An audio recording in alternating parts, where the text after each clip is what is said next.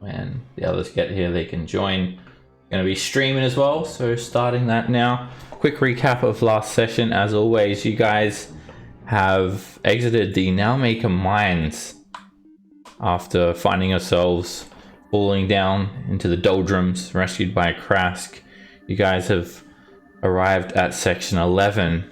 Last session, you guys encountered numerous undead inhabiting the Nowmaker mines, and it became very apparent why the locals of section 11 steer clear of this old abandoned mine.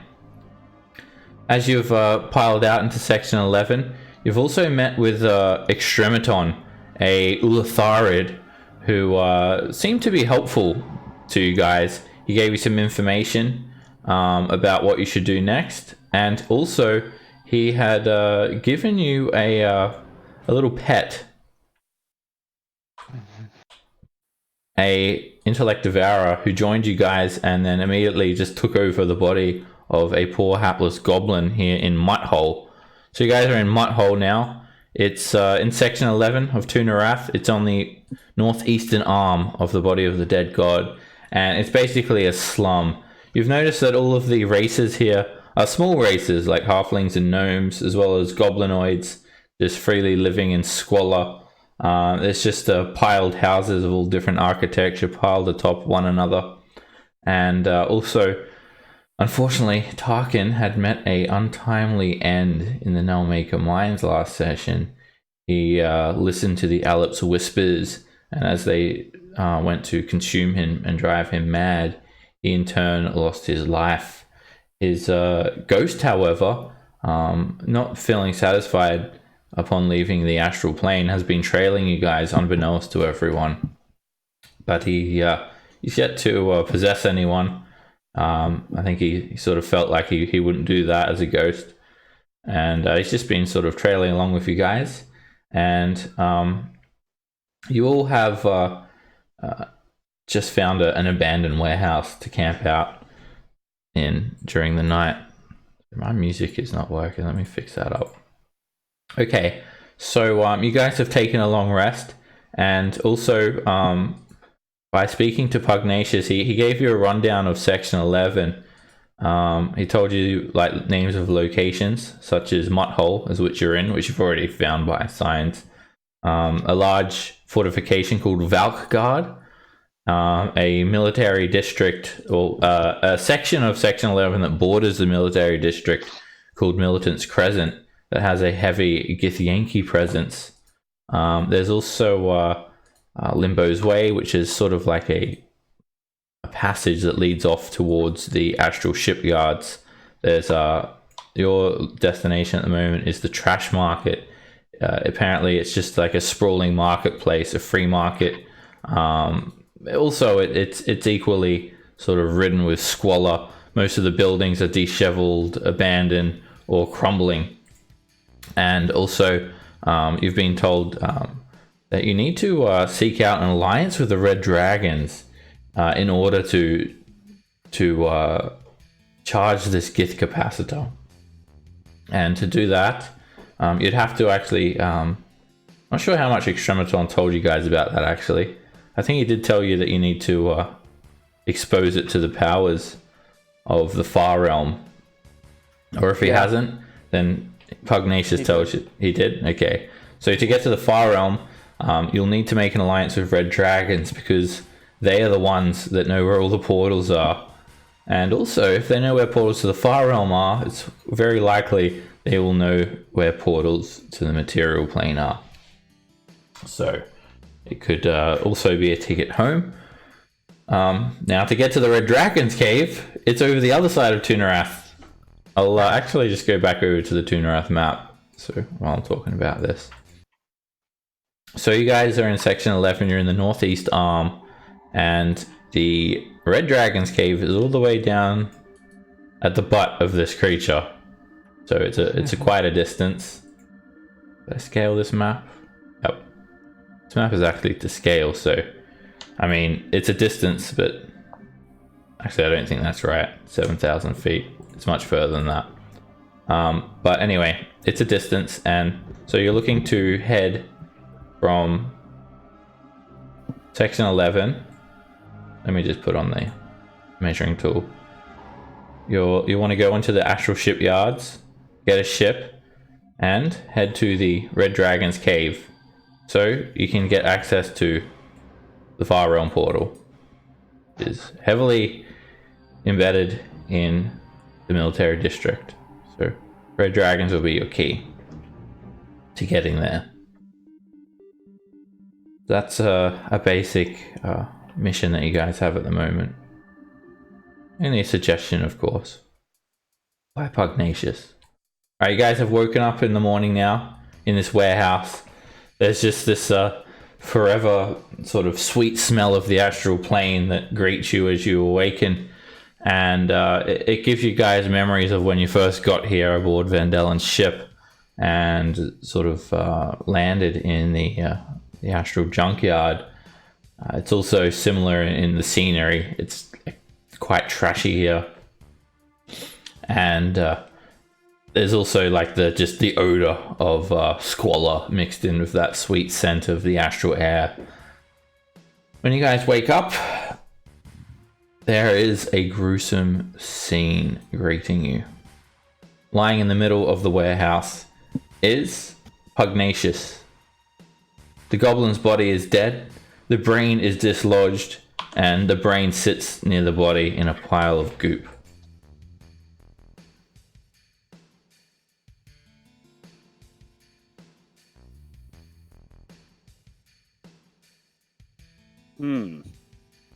What's going on? Is the brain alive? No, it's just sort of laying there. Little dangly legs hanging limp by its side. There's a pool of blood and brain juice surrounding it. It looks like the goblin's head has been completely sliced open, and his scalp lays near the brain, and the body is also just motionless, of course.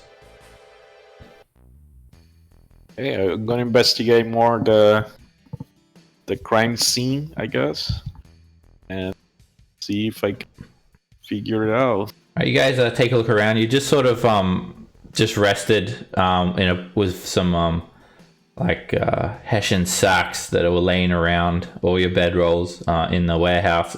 It's just one single room, this warehouse. It's about 30 feet long and 20 feet wide. There are like hooks hanging from the ceiling, and there are plenty of holes in the roof with streamers of light pouring through. The door itself doesn't even have hinges. You've just sort of, it's just a large piece of wood that you've just, and corrugated iron that you've just sort of slid over the front entrance. And it's a little bit dark here, so you get a light out and take a look at the scene. And I'll get you to make me a perception check, Math Fan.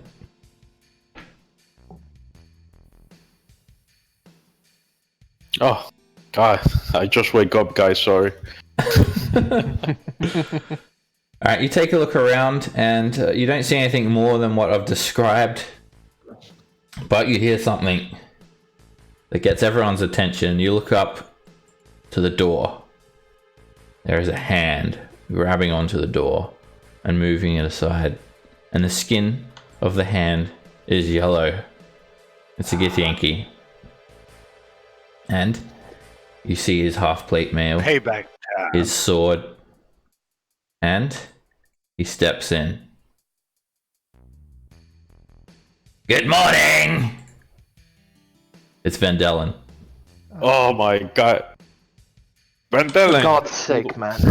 where have you Don't been? scare us like that. Where have I been? Where have you been? I thought you were all dead. I think we were, technically. Oh, We This did one die. still is.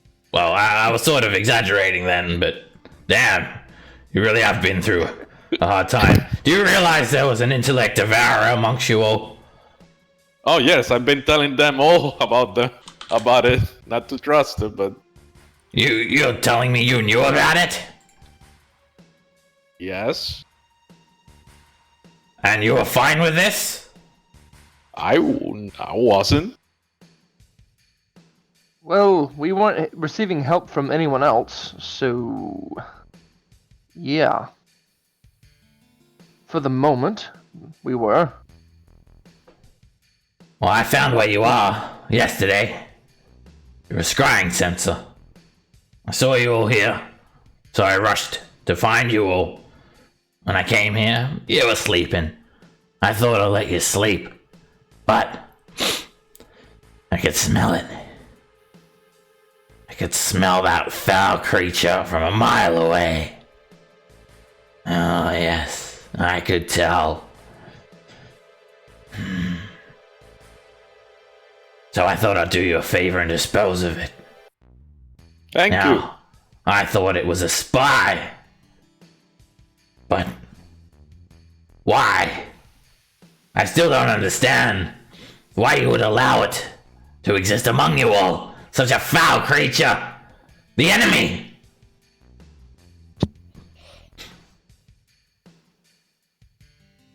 To be honest with you, we don't really have a good excuse. Like you said, we've been through a lot, and, well, there was an offer of help there, and we were going to take it. We presume that you are locked up in the Will of Gith. Our scrying sensors could not reach you all. We kept on checking every day. And we were surprised to find you all in Section 11. Well, like you said, we've been through it. We were in the Will of Gith, and, well, we went through we tried to break out, and while in the midst of breaking out, there was a break-in from some mind flayers, and, well, it was a whole big mess, and we all died. We got dropped down to the doldrums, where we talked to some monks and went on a vision quest, as it were. And, yeah, so we just made our way back here through a big mine that had a lot of undead things in it. And Vishnu? What of Vishnu? Is that the monk? He is the rogue. The rogue Not that was... sure. He. Presumed dead. Damn it. Unfortunate. Well, guess he was too weak. So? Did you get the weapons? The items? You broke out of the Will of Gift, didn't you? Oh, get yeah, them? yeah. Well, breaking out is kind of a strong way to put it, but, yeah, sure, we did. We need to get back to the Rakma base. Tell Candy and the others. Damn it. I'm not gonna be able to transport you on my ship. It's parked over at the astral shipyards. The whole damn city's looking for you. Not only that, there's an invasion. The entire Western Arms, Tunarath, is at war with mind flayers. It takes me every ounce of my strength to resist going there and slaughtering as many as I can. But I must think of the bigger picture. We must come up with something quick, because there's no way I'm going back to being a mind slave. There's no way. We fought for too long for our freedom. Damn it. The others may have come up with a plan by now, but my concern is all of you. And to keep you alive. So, what was your plan then? Quick question, Vandalen. The mind flayers have been suspiciously taking notice of us of late, and they have been interested in us. Do you have any information, or do you know why that might be the case? I mean, we're ordinary folks here. There's nothing that extraordinary about us in this big city, and somehow they have taken notice on us. Vandalen takes his sword and he just stabs it through the brain one more time that lays on the ground next to his feet. Well, most likely, the mind flayers have been surveying us. They are very calculated with their methods. They probably realize that you've all allied with the Rakma, knowing that we're the best chance that Tunarath has for survival. Sure, the Queen has her army, but the Rakma, we may be a small group, but that is our advantage. We strike hard and effectively. You only need a small victory to win the war sometimes. You cut off the neck and the body dies. You can stab the body as many times as you want, but you only need one careful blow. Stabs the brain again. To take it all down. And that is where the Rakma come in. This spy here was most likely teaming up with you to get information about the Rakma. Just as well. I could smell it, and I discovered you when I did. You cannot trust these mind flayers. The mere thought of even for a split second of you tolerating this thing, it makes my blood boil. Well, to be completely fair, they didn't ask. I don't think they ever asked about the Rakma. Don't know if they knew that we knew. Anyway, also, you don't have to tell them. They read your mind. I don't think Githyanki the ones that stole us away from where we come from in the first place. So why would we trust you either? Because if you don't... Not you specifically. You've done right by us for the most part. But, like, your race in general. What are you saying? Are you saying that old Githyanki are the same? No. I'm saying... You do look a little similar. And that... In Candy a Githyanki too, or she Githzerai? She's a Githyanki. Okay. I'm not saying that you're all the same, it's just... Well... Like what that separates big us? What separates us from the Githyanki warriors and the knights under Queen Vlakith's orders is our Rakma. We have put aside our differences between Githyanki and Githzerai for the greater good of destroying mind flayers. We are able to see past our hatred and anger.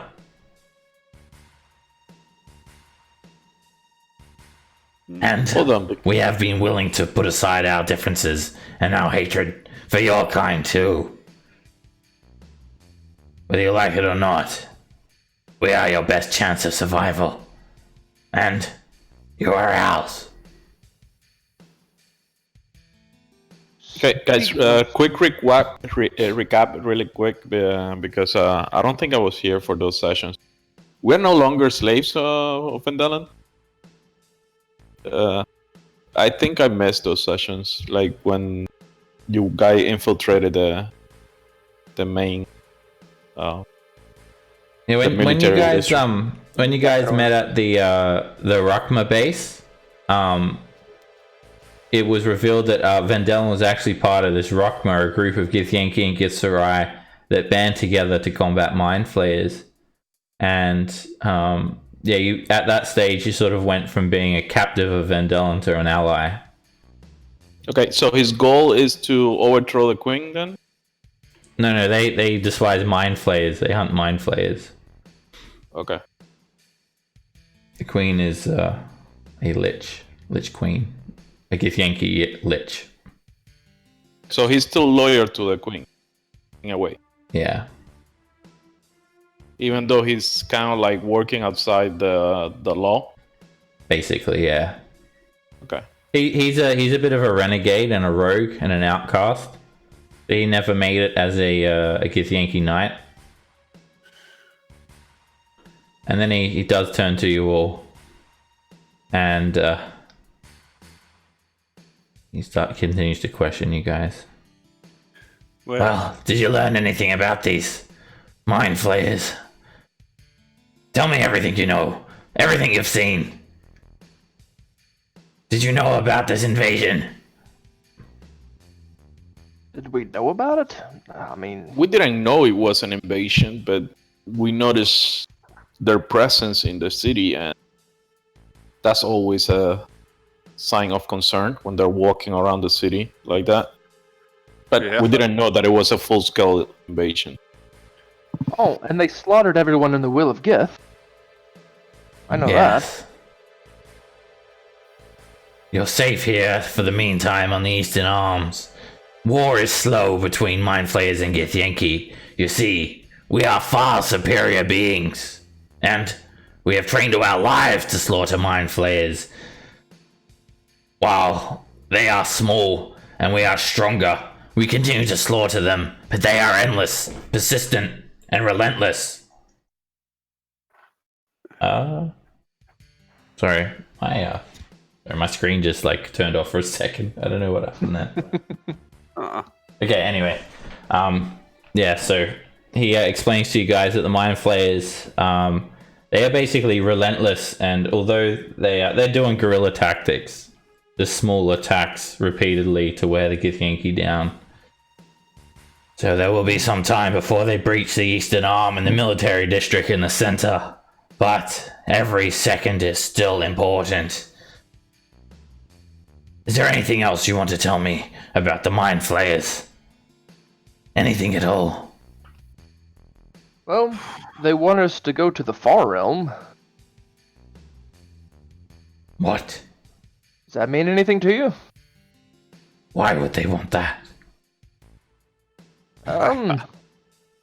Something to do with this, I think. And then I'll pull out the Gith capacitor. The hell is that thing? I don't know. It's called a Gith capacitor, but I'm still not sure what it does or why we A have what capacitor? it. Gith. Capacitor. Hey, buddy, that's just what I was just told that's what it's called, alright? I didn't name it. The hell are you doing with that thing? What does it do? And he looks like terrified of it. And I'll put it away. I don't know. I don't know what it does. I just know that it's a Gith capacitor. And that we need to go to the Far Realm for some reason. Because of it. That's all I know. Sorry. To power And the it. Mind Flayers. Wait. So let me get this straight.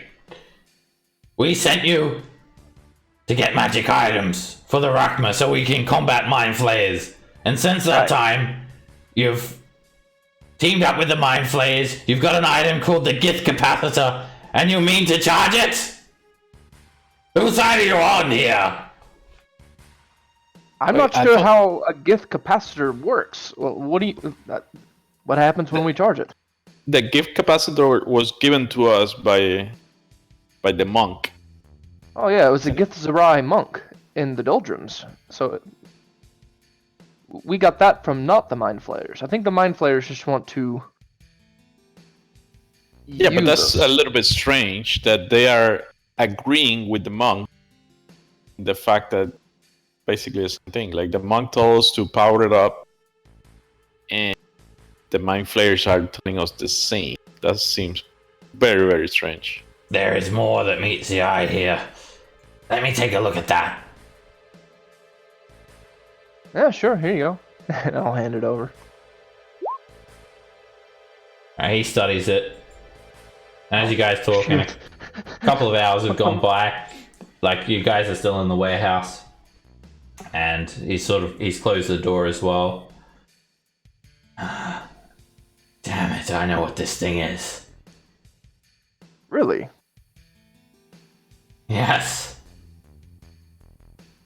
This object. It has the power to incapacitate all of Githkind. If used, it would render us all mindless beings and servitors of the Mind Flayers. Ah. Well, Okay. That's interesting. Why would the monk give us that? I don't understand. We must destroy it.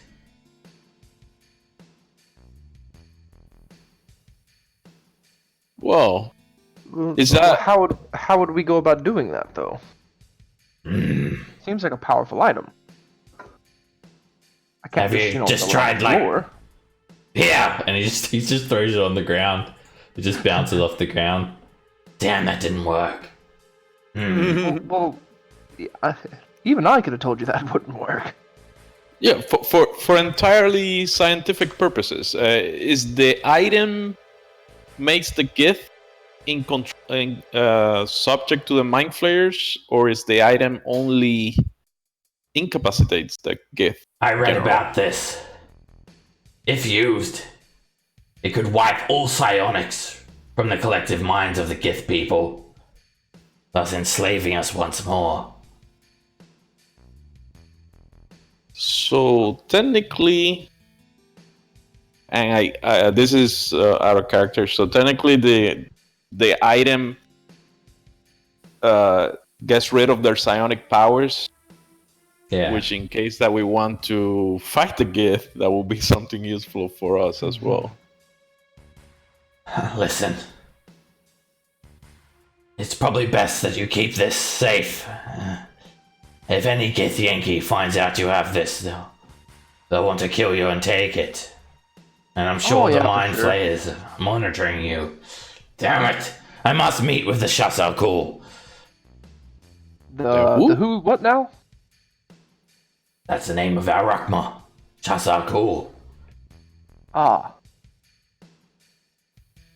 Right. All right, and I'll pick it up off the floor and not put it back in the bag of holding. Oh yes, there's another thing. Do you know what this is? And I'll pull out the psychic crystal that I got from the ghost dude. Huh? Ah, psychic crystal. They used to quash some sort of anomaly or something like that. Throw them in the anomaly and poof. You see, psychic winds, they get concentrated sometimes. They open little rifts and portals. Quite dangerous to anyone with psionic abilities, or anyone with a brain, really. Yeah, I've seen plenty of them. Oh, okay. So if there's an issue like astral winds blocking the way, just throw this in and it'll make it disappear. Yeah, they're quite common for anyone piloting a skiv. If you have an astral wind coming your way, well, you hold it up and it'll absorb it and destroy the crystal. Could have been good for that caveman. Remember him? That was funny. Well, that should be useful. By the way, that's not funny. And I'll put it in the bag. The caveman. Oh man, memories. Back when we were very weak. Oh, Well, by the listen. way, Yeah. can you do something about Tarkan? He seems to caught a case of death. Damn it. Death. I can do it, but it'll cost you.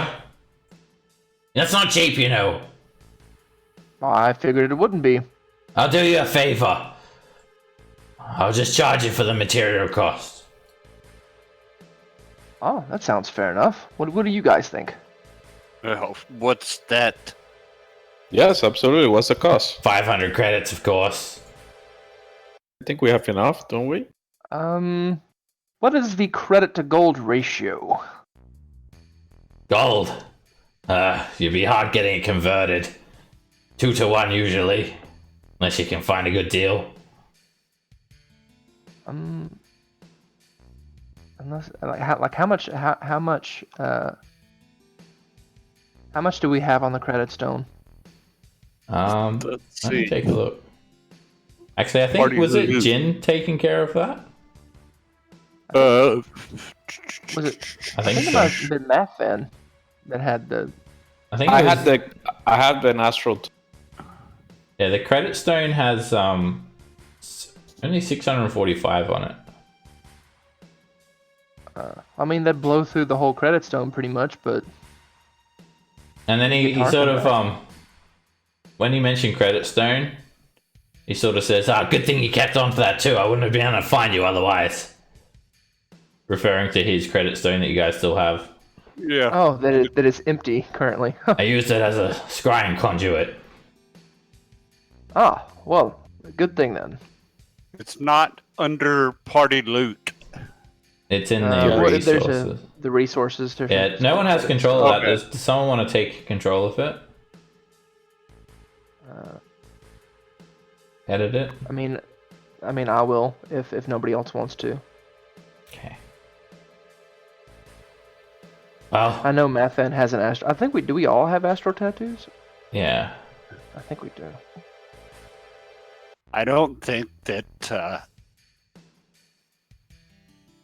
I don't know if we'll find a better price. You won't. Doing you a big favor here, so I've got to get to the shop so cool. I need to research more about this gift capacitor and find out how to destroy it. I mean, now Alright. that I look at it, the Wait. git capacitor looks like a freaking mind flare. Yeah. There's one thing that we could do. We could try throw it from really high. I don't think that's gonna work any better than throwing it from right here really hard. But here, and I'll take out the credit stone. And where's your tattoo? Yeah. Pulls out. It's just on the top of his hand. Okay, I'll transfer 500 credits to him. Alright. So, just give me about an hour, alright? Starts chanting. Daras, toros, paras, para, toras. And he does an hour-long ritual. At the end of it, as he places a single 500 GP diamond on Tarkin's chest, Tarkin opens his eyes and returns to life on 1 hit point. Yeah, he's probably gonna want to sleep that off for a bit. Ugh. Tarkin's still got like all of these black veins of necrosis over his face. Dark shadows under his eyes. Looks like he's been hit by a truck. Is the ghost He'll come still around. there? The ghost, the soul returns to its body. Okay. Alright, well, thank you for that, Vandellan. Well, where should I meet you? I'll be back. Where were we Um, going? Well, Trash we were gonna, market? Yeah, the trash market. We're gonna try to sneak through Militant's Crescent and get to the trash market. It's gonna be tough. It's Yankee, they're looking for you guys. You're wanted. But I think with all of the disruption, with the mind flayers, guards are loose. Every single able-bodied Gith Yankee warrior fighting the war over the other side of the city at the moment. Surprised there's even a couple of guards here. They must also be using every ounce of their strength. Just the thought of those mind flayers coming to 2.5, I just wanna... Listen, Easy now. it might help if I teleport a couple of you over. I can use Dimension Door, but I can only do it 3 times. It might help, though. It would be very suspicious and very hard to get past a large group with a large group like yourselves. I'll take Tarkin because he's weak and injured. That's true. If a couple of others... Actually, I'll only be able to do 2 of you. I don't think we should split. Oh, fine. I'll take Tarkin. I'll find him a medic or something. I'll meet you over in the trash market. Can do. He grabs Tarkin. Past Dimension Door. And he's gone. Disappears. See him just jump through this oval-shaped light blue gate.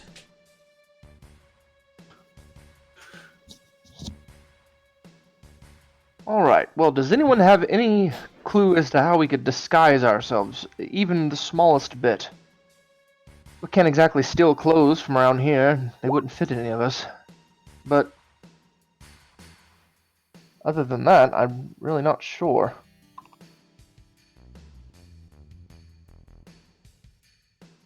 Hmm. That's a problem. I think we're just gonna have to get lucky. I don't know. Pull the hood over my head. I think we all have hoods for some reason. So that might help. Like I'm looking at all of our character, Yeah, all of our tokens. I mean, I think everybody but uh, Alakan has a hood. I'm only 6'4" with blue skin. What could go wrong? Olkin has a Oh. bandana though. He doesn't want to hide that beautiful face, so Oh yeah. too much. too pretty. He's got that. He's got the smolder going right there.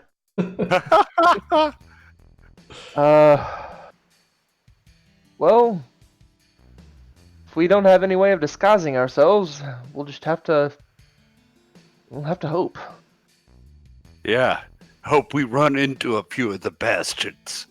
Well, no, not so much. We're just trying to sneak by at the moment. If it comes to a fight, we've messed up. All right, Wouldn't so mind the running entrance into of a few. Militant's Crescent's over here. And yeah, you see like basically just squalor houses piled atop one another, and then a bit of a fortification, a large multi-storied stone building with a stone tower jutting out of it. And you look towards the entrance, and you see two Githyanki sort of standing by a large archway, and there seems to just be like a passage leading off to the other districts. Very small amount of guards. In fact, there's only the two guards are the only ones that you guys can see.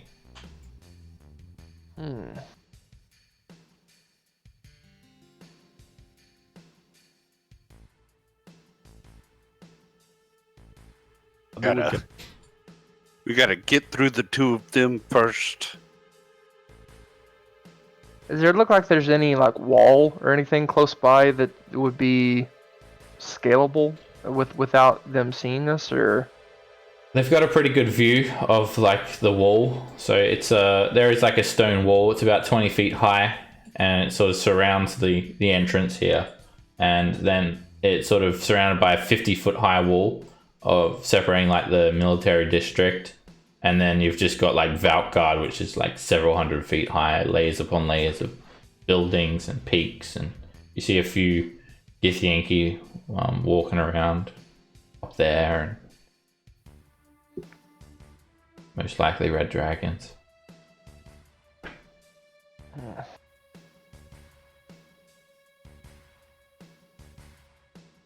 I wonder if we can pay one of these smaller people around here to cause a disturbance and get the guards' attention.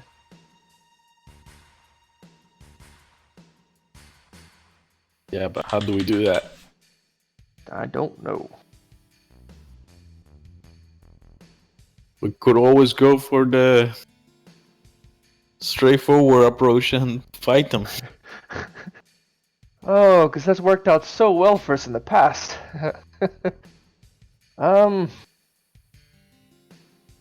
Only two.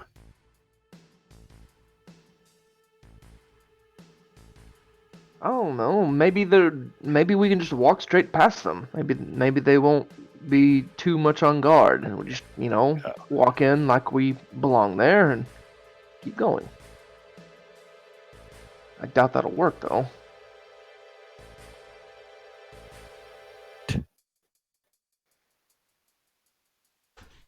We can try.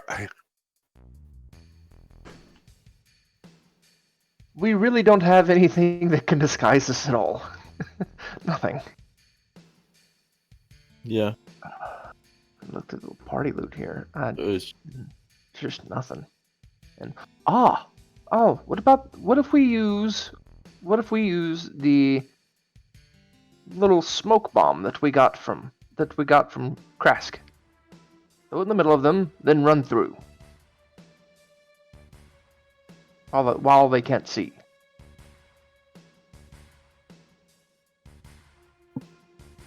Or maybe Honest- just have that on hand in case it gets ugly. At this point, I'm willing to try. I don't really know how to get past two of them at the same. If I were one, I could try to read the mind and control them, but that only works on one. So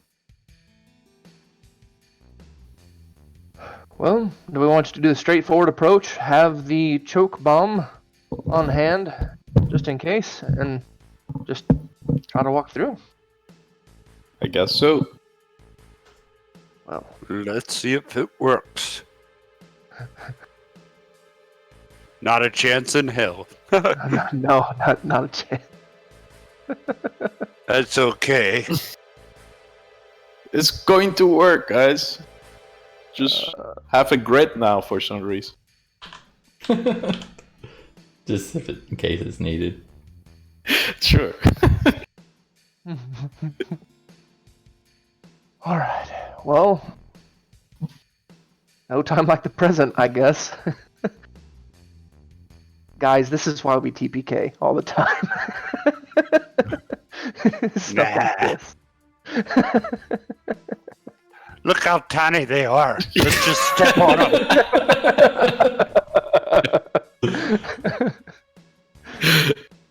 Oh man. Okay. I'll kind of approach like in like the lead. All right, you guys approach, and they're just standing in the front of this entryway. There's no gate or anything. Well, it looks like there's a portcullis, but it's raised at the moment. It's a 20-foot high archway with just a tunnel leading down, and everything's made from some sort of ceramic plaster surrounding the stone.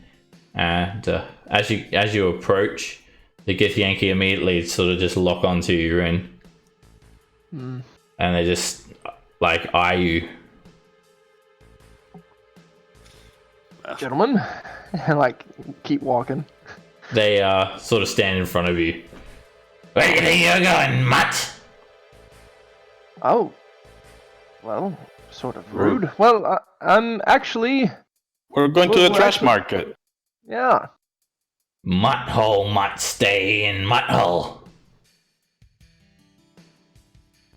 Well, as you can see, we are not mutts. We're considerably taller than everyone else in this area. You are taller, aren't you? Everyone make a charisma check at disadvantage. Oh boy.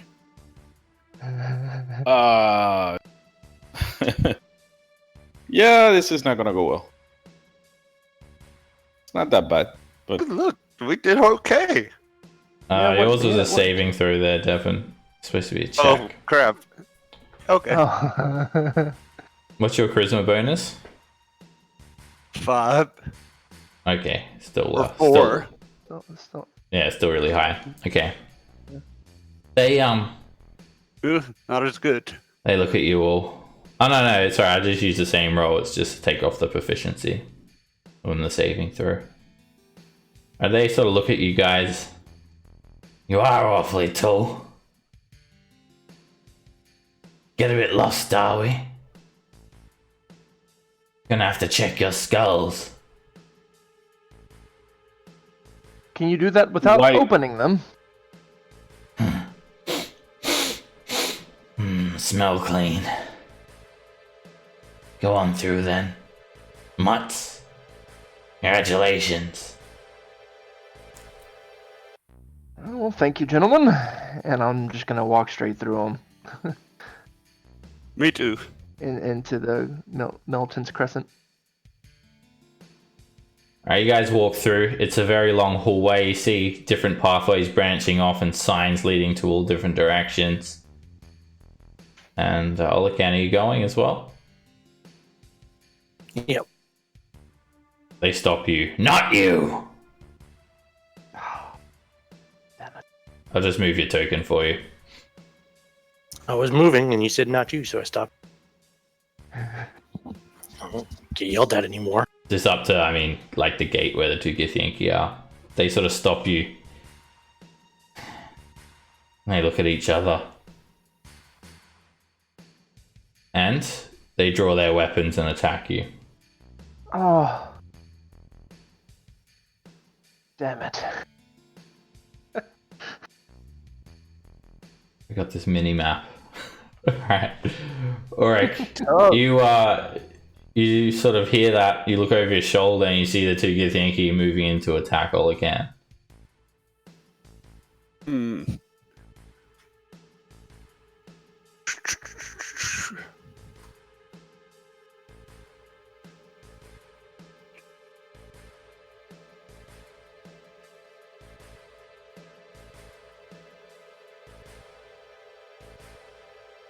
I'm gonna haste Rin. Protect your brother. The haste marker takes up your entire token. So I'm gonna make the grid bigger just so we can like see our tokens and stuff. Just like ridiculously small. Just make it normal size and use a little bit of abstraction here.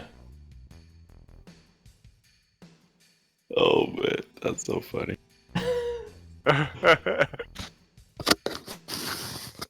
Hey everyone, it's Paul. I'm late. Hi. Sorry for being late. Oh, hello, you're alive. It's a good news. I don't know if it's too late. No, it's not too late. Alright.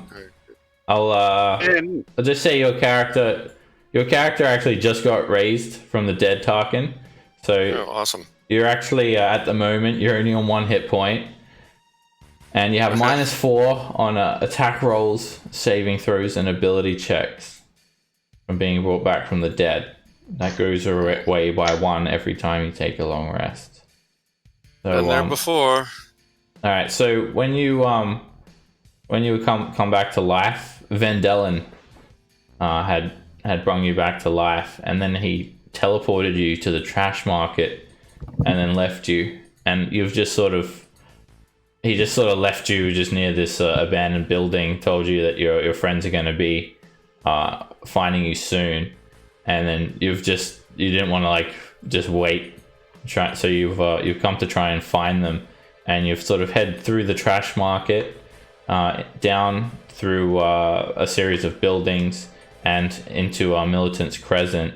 You managed to sort of bluff your way by a couple of Githyanki cards, telling them that you're going to go to Mutt Hole to meet someone there, and you've just headed down this long archway, series of archways. Some of them are open to the sky, some of them are enclosed like a tunnel. And just as you've been walking up, you meet with Rin, and you also hear some commotion coming from the other end of the entryway with Olacan and Githyanki.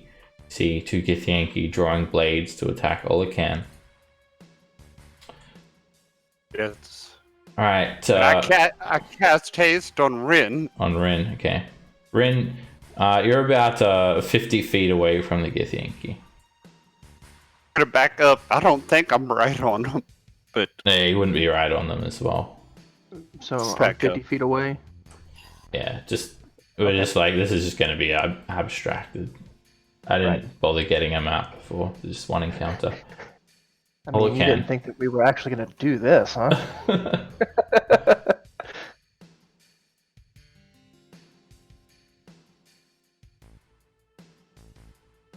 Hey there, Olacan.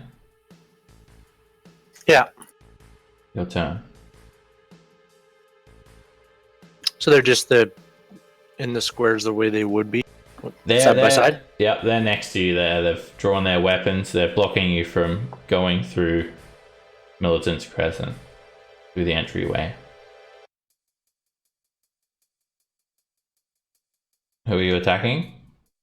Neither of them apparently. The one on the right. Before you make an attack, you've got to select your target, please. Yeah, it was going to be the one on the right. Cause All right. Well, you got to it's tell me closer. your target before Yep. you make the attack. All right. A 13 is a miss. The Githyanki warrior. He grabs his great sword and just parries off your green flame. Bit of green flame sort of just flicks into the air. And all bonus disengage. You can't get through them. They're blocking the way. Oh, it looks like they're blocking the wall. Yeah, like they've the gate stood. completely. Yeah, they've stood in front of you to block your passage. Okay, I'll still bonus disengage. All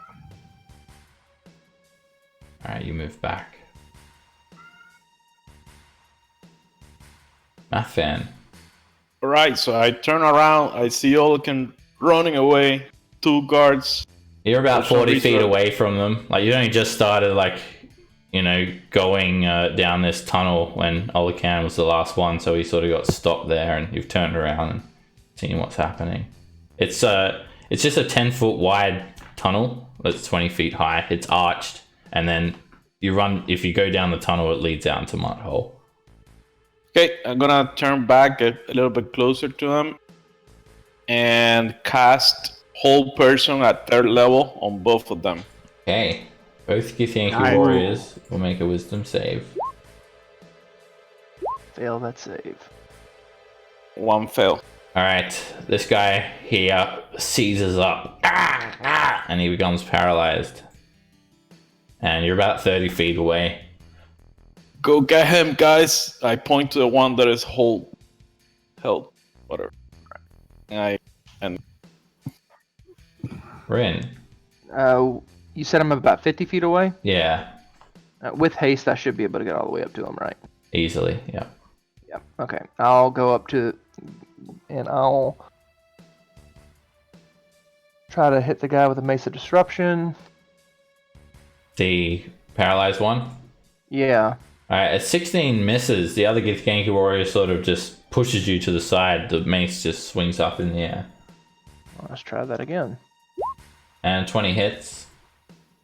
You push the other Githyanki and- warrior back and then hit him. Should be an automatic crit, right? Yep. All right. And I'm gonna throw a 1st level smite on that as well. All right, your mace glows.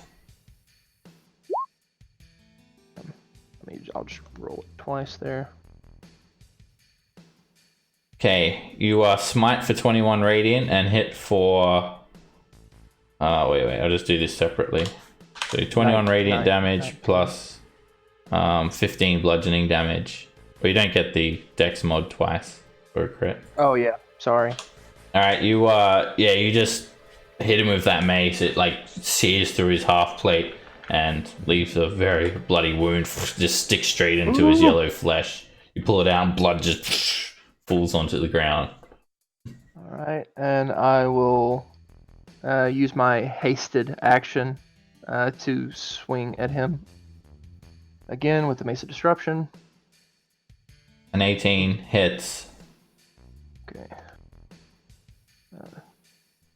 Then it's just an extra d6. I'll just roll that separately.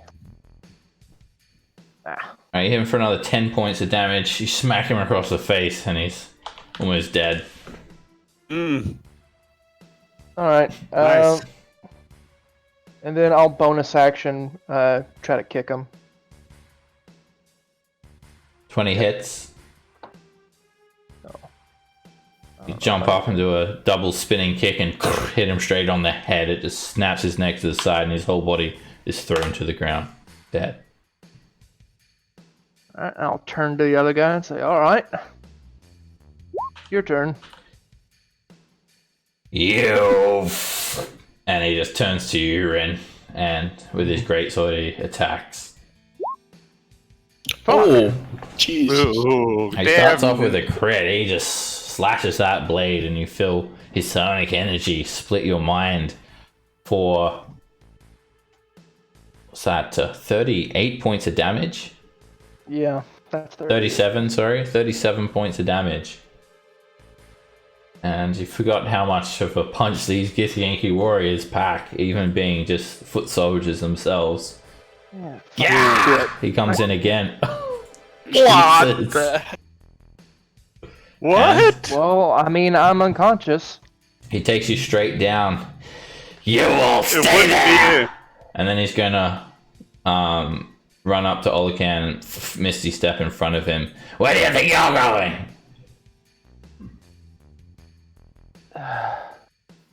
Over I here. swear to God, the So how luck that far- I have with Ren. How far away is he from us? About 100 feet now. About 100 feet. Let from me- you. Yeah.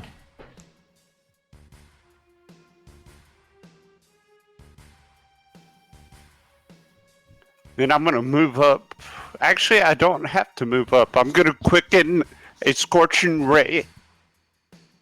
All right, from where you are, he's sort of like run out into Mutt Hole. So he's like, there's like buildings and stuff in the way. You wouldn't have line of Is there sight an on him. area I can move to? You'd have to dash to the entrance, which is, and then you'd probably have a line of sight of him. Okay. Well, then there's really nothing that I can do. Well, that's something you could do. You could dash up to the entrance to get line of sight of him. Yeah. I'll have to do that. Okay. You dash out into Mutt Hole, and you see like goblins, gnomes, and halflings in their disheveled states, just sort of sitting in their squalor, looking up as this Gith Yankee warrior sort of intercepts Olacan about 30 feet away from you, Oric. Can you a dash Sorry? spelled? Can a dash like an action, or is it just spelled? Dash is an action. Dash is an action. Okay. Alrighty. Well then, the Olacan.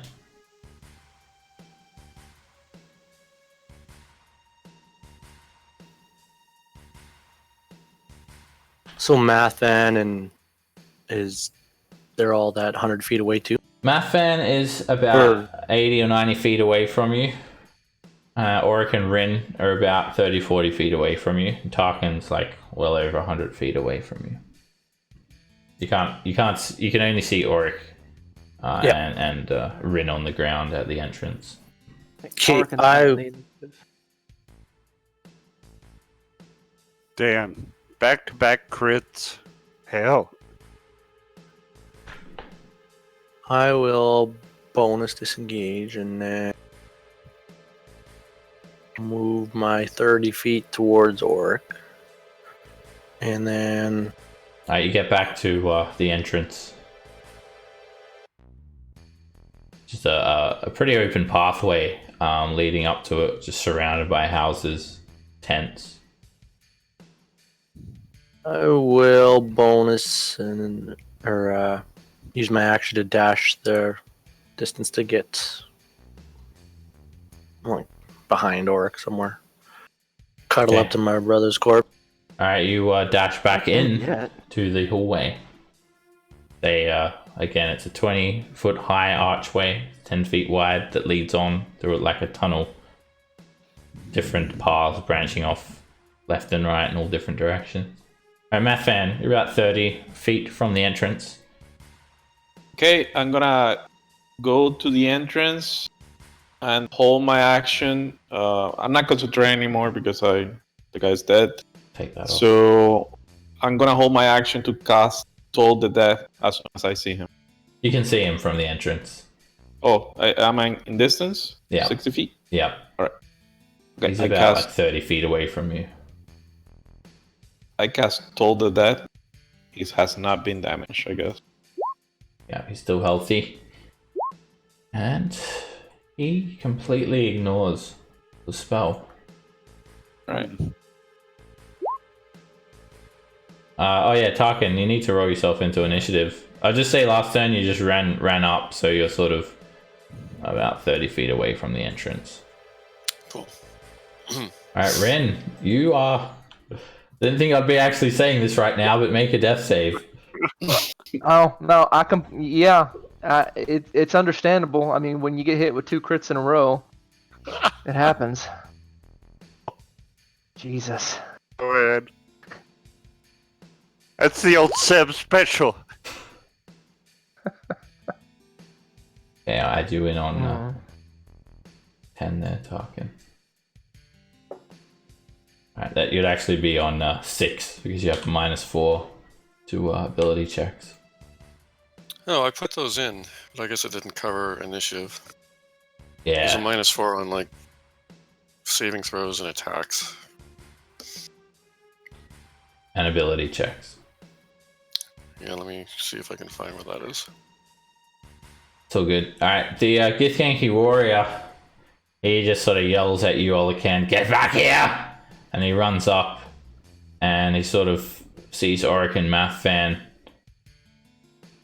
standing at the entrance. "Out of my way!" You guys I'm let him go blocking. by? Are you blocking? Oh, Oh, Yeah. you're gonna wish you didn't do that! And he's gonna lunge at you, Mathfan. And a 13. The miss. You easily block the attack. He brings the greatsword around again, whoosh, and you block that attack too. Where were Yep. both of those rolls a minute ago? Tarkin. Alright, is Tarkan near this? Yeah, How close? you can get up into melee range of him. Okay. But Tarkan will also just, he only has 1 hit point. So, Yeah, you're sort of Uh, staggering and stumbling in through the I know. hallway. alright, he's gonna run up and attack with his longsword, and also will attempt to, if he can. So that didn't do anything. Alright, a 16 is a miss. The Githyanki warrior blocks the attack. And then he will follow up with his second. So, okay, so this is his first attack, and then his.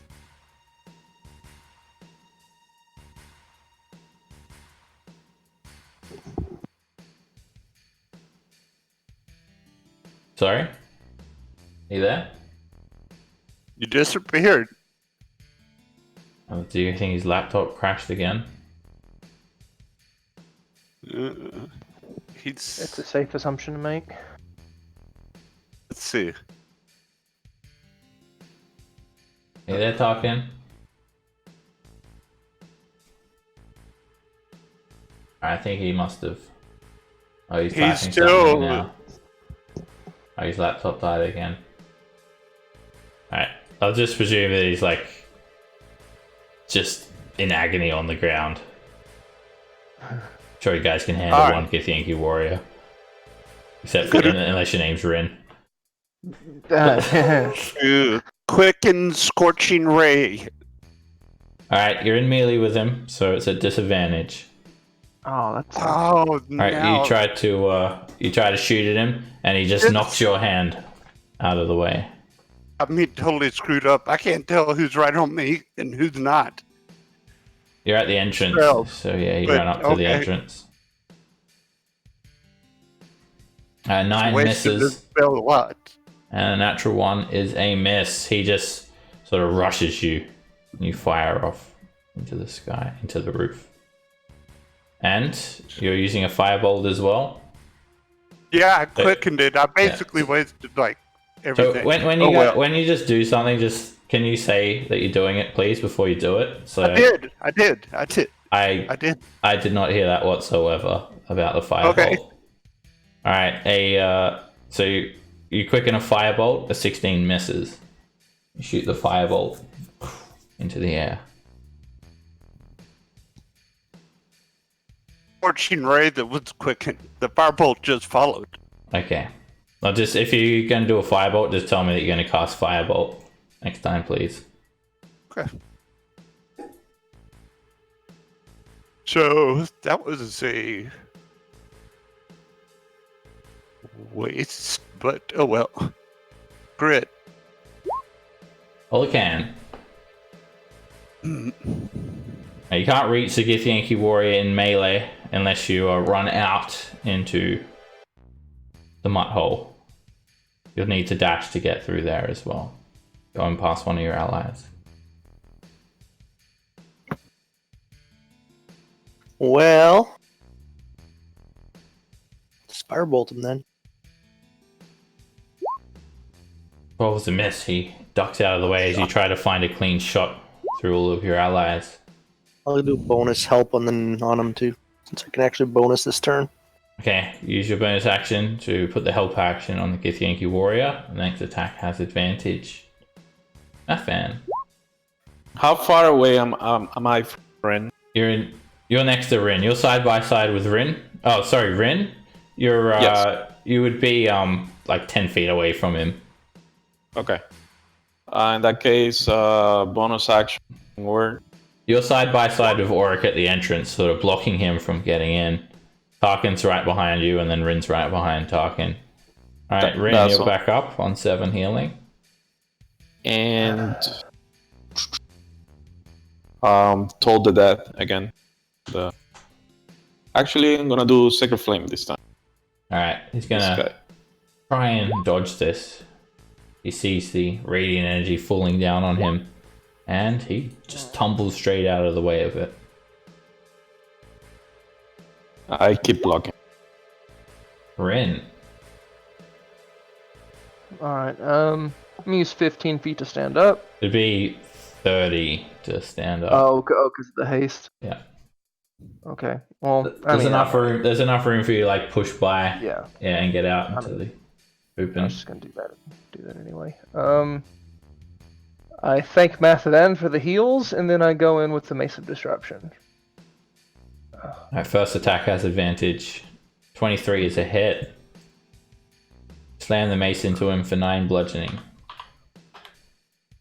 Okay. And then I will attack again. 19 hits. Oh.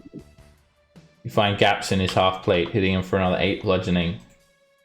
Nice shot. Alright, and then I'm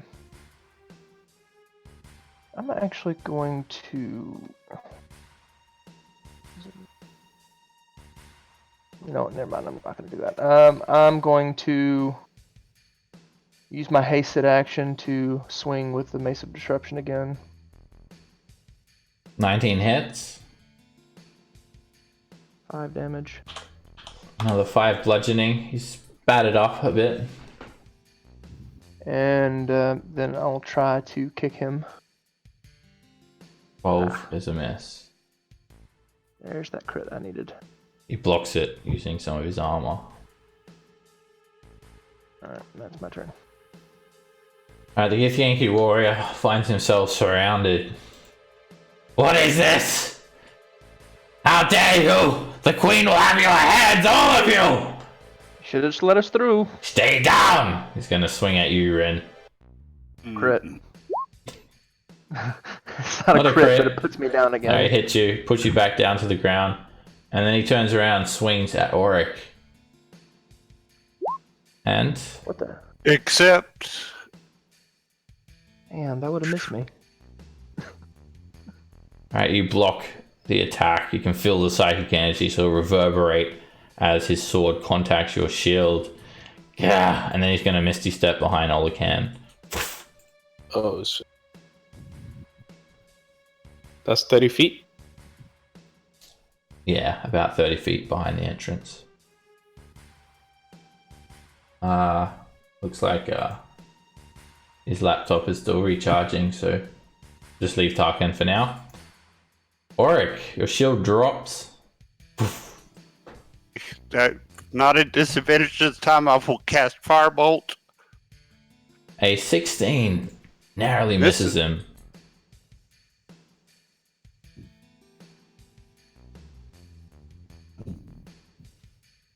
Olacan. Well, I am gonna smack him.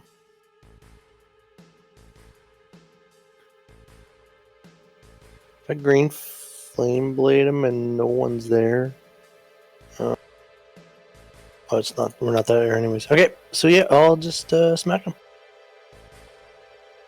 You lunge at him with the vicious rapier, sheath it in. Oh, you're not doing green flame blade. No. Alright, Doesn't do anything. He No. just parries it off using the flat of his blade to contact tip of your rapier. He'll bonus disengage. You don't have 2 attacks? Nope. He's a rogue. Oh. You can get just before the entrance. Sure. 25 Wherever feet. that is. The entrance is over. Yeah, I know won't- where it is, but You won't get the map. past. You won't get past Oric and Mathan. They're at the entryway. Your green flame blade would have done extra damage though, extra fire damage because you're over level 5. Yeah. Nah. Brutal. Okay. Fire. Okay. Told the death on him. Oh my god, what's up with this? He fails and Hey, 6 damage. Hey, that's better than nothing. coughs Yeah, a little he bit. did. I'll slaughter you all! Screams at you guys. Ren, you're the only one here that can seem to hit him, so healing word again. Oh man. I mean, I'll get back up in melee with him. I'm pretty sure I know what's gonna happen, but I'll do it. All right. I'm gonna move away if I can to here. Let Alright. Ren. You move to the side, stepping into the hallway. Rin, you'll need to use your bonus action to dash. Sorry, not your bonus. Your hasted action to dash to Hasted reach action him. dash. Okay. That's exactly what I'll do. Alright, you just jump straight to your feet and rush him. I think Ren has gotten used to being knocked out at this point, which is not a great thing to get used to. It's probably why his intelligence is only 8. Alright, 17 hits him, catching him by surprise. You come up on him very quickly. Just gets concussed constantly. You pound him for 5 bludgeoning. Alright, let's go for my second swing with the mace. And a 16 misses. Interposes a piece of his armor to block the attack. What's Alright. going on? We'll try bonus action, unarmed strike, kick. Oh. I'm gonna smite him again with another first level smite. So I'm gonna do like a front kick, try to hit him right in the jaw with it. Alrighty, that is 21 points of damage. You hit him in the jaw with your radiant foot, and it just sort of melts his jaw straight off. And you can like see like his back of his mouth sort of exposed and teeth. Wah! And his tongue sort of pokes out, and then he just collapses onto the ground. Instantly killed. Oh, well, I didn't expect that. I'm gonna immediately grab him and start I'm gonna drag him out into the mud hole, so he's not laying in the Okay. tunnel. Kicking a door and throw him in there. Alright, when you drag him out, and sort of you've attracted a little bit of a crowd in this short 30 seconds that you've been fighting. Just a half a dozen locals here, and a couple of halflings and a gnome, as well as 2 goblins. And they start to sort of approach and surround the dead Githyanki warriors. And they sort of look up at you guys. We take. All yours. And they start grabbing the Githyanki warrior and just drag him into this little hovel. And you can hear bits being broken off. Well, that's convenient. Nice. Let's go. Let's go. All right, you guys run down this hallway. It seems to go on for a couple of 100 feet, and then you sort of come to an archway, and you see houses leading off in different directions and hallways, and you make your way through, and you come out to the other side of Militant's Crescent towards Limbo's Way and the trash market, and there are plenty of tunnels leading off in all different directions. Many of them lead into Valtgard. Some of them branch off towards the military district. There is a long promenade that leads to the Glath district, the district of farmers. You see different signs, and there's no presence of Githyanki patrolling any of these halls. But you guys stop a couple of 100 feet away from the entrance into Limbo's Way, because lo and behold, there's another 2 Githyanki guards guarding the entrance in similar fashion, and we're sort of over here now. They haven't spotted you guys. Your scout Rin would have noticed them before you guys made your presence known. Is there any other way? Taking you guys about 10 minutes. This seems to be the only way into Limbo's Way, where you guys want to go. Are they? They're looking back into the hallway, right? So they're not looking out towards Limbo's Way. They're but back looking out the towards hallway. Limbo's Way. Oh, okay. That's how you're able to sort of spot them before they spotted you. All right. Do we want to try to play Okay, this the same way, or do something different? Let's see. Hey guys, I'm back. Different laptop this time, so should be stable. Welcome back. You guys killed the 2 Githyanki warriors, and as you're exiting, you've come across another 2. I'm gonna stand 60 feet away from them. They're not looking at me right now, so Make a stealth check oh to shit. approach that closely. Yeah, disadvantage then. Alright, you've managed to creep up on them without them hearing you. They haven't turned their heads. They're not aware of your presence. 60 feet away, gonna cast Channel Divinity Read Thoughts on one of them. Alright. He's gonna make a wisdom save. Oh, this bastard. Alright. Yeah. He just sort I of think the scratches wisdom's his head a pretty little good. bit. And they're just like quietly conversing to one another. In Gith. Yeah. Oh. Seeing as how Ren is the only one who can hit these bastards, I think it might be a good idea to well, get I'm his gonna- health up a little bit. I cannot do this on the same target, but I can switch target. I'm gonna try again. Use my last Channel Divinity. Alright, you try to read thoughts on the other one. It worked. Ah. Alright, so they still haven't noticed you here yet. It's only been like a few seconds. And you start to read his surface thoughts. God damn it. How can we stay here? How can we really just stay here? When there's a war to be fought. I just want to get on one of my skiffs. Slaughter as many of those tentacle-faced fucks as possible! God damn it. Okay, Why am I stuck here?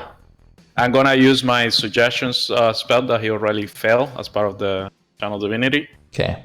And I'm gonna suggest that he go fight in the war. You are a hero. You shouldn't be stuck here. You should be fighting in the war with your fellow Gith. Go over there. Fight. Alright, he immediately just starts walking off. He turns to the other Githyanki. I can't do this anymore! I can't allow mind flayers to exist in Junarath! I'm out of here! Screw you! And he just he heads off towards the eastern arm of the astral shipyard.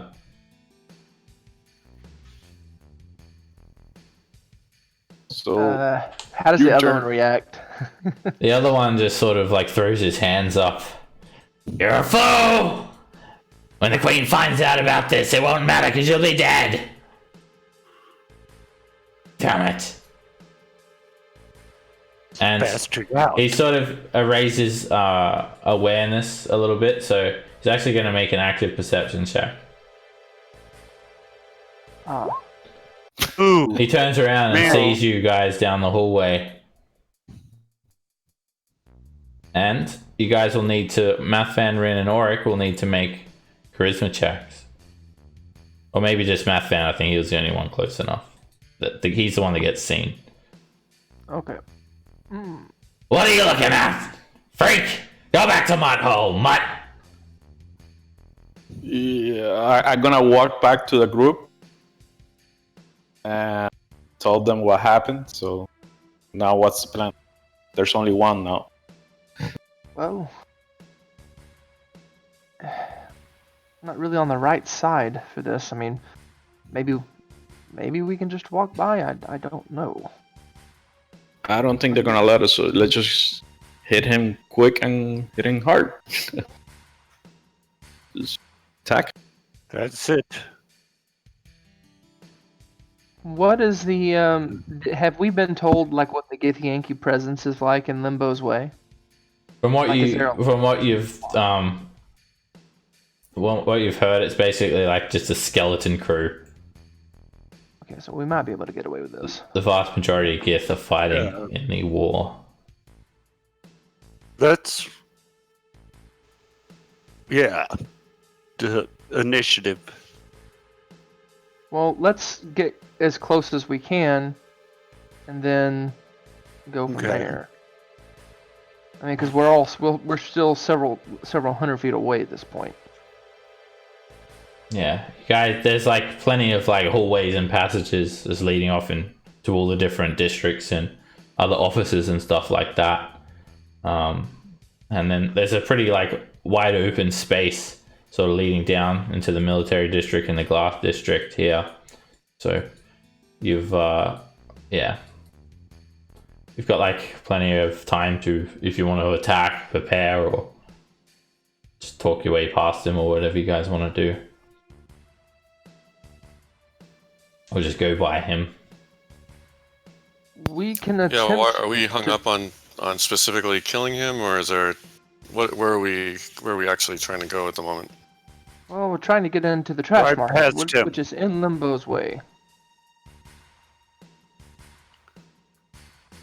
So if we can get by I'm this down guy. for killing every single bastard I see. Well, that's a good point.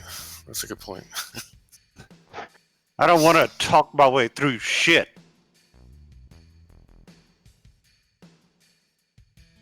Alright, so you guys are just gonna rush him? I'd say we bum rush him. I don't have anything else that I can use that is non-combat. Well, I mean, we could try to talk past him. I mean, Go ahead. Never- I mean, I never- failed my never- charisma check, but never Yeah. hurts to try. You know, and if he draws his sword, then Arik, you can put a hole in his chest. You don't think he recognized you, Math Fan? He would, he probably would have, like, chased you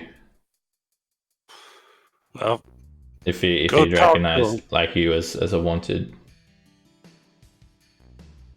okay. Well, So I'm we can gonna- try to talk or way past him if we Yeah. cannot. Yeah, I mean, hope for the best, prepare for the worst. Yeah, I'm gonna approach. Anybody good with deception? Alright, are you guys all approaching? Yeah. I mean, is he still looking this way, or did he turn back around? He's, like, just looking around. He's actually got his sword drawn, like he's on the edge at the moment. Like he's expecting trouble. Ah. So, Tarkin, are you going up with them as well? Yeah, I'll go with them. Yeah. All right, approaching as a group. Everyone make a charisma check at disadvantage.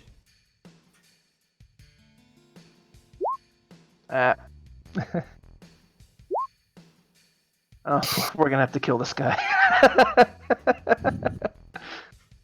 Yep. All right, as you guys approach, you're all like basically right up at the entrance with him, or 10 feet away or 15 feet away. He sort of smiles as Mathan approaches. I thought I recognized you. It's my lucky day. Queen's gonna be happy with me when I bring you her head. No, I mean her. Die! Oh, what an idiot.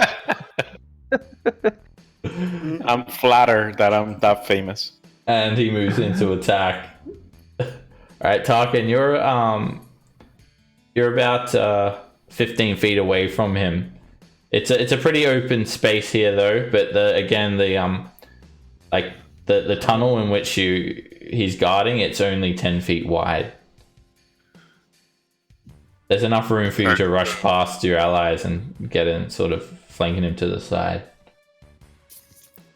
Yeah, but I only have the 1 health, so Tarkan's going to shoot a crossbow bolt at him. Okay.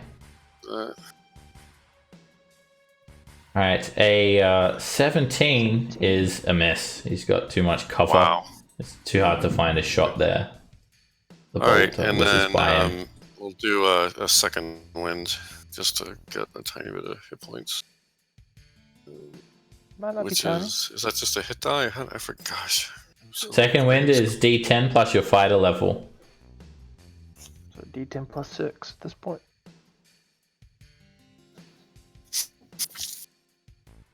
Not bad.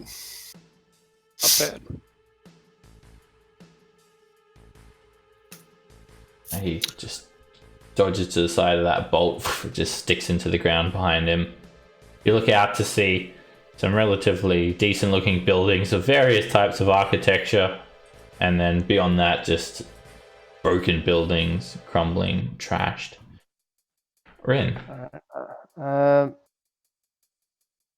Nope. 13 is a miss.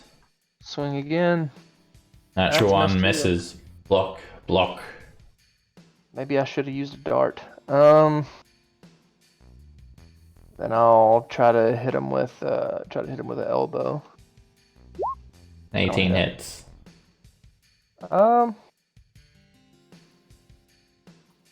Man, I really feel like we need to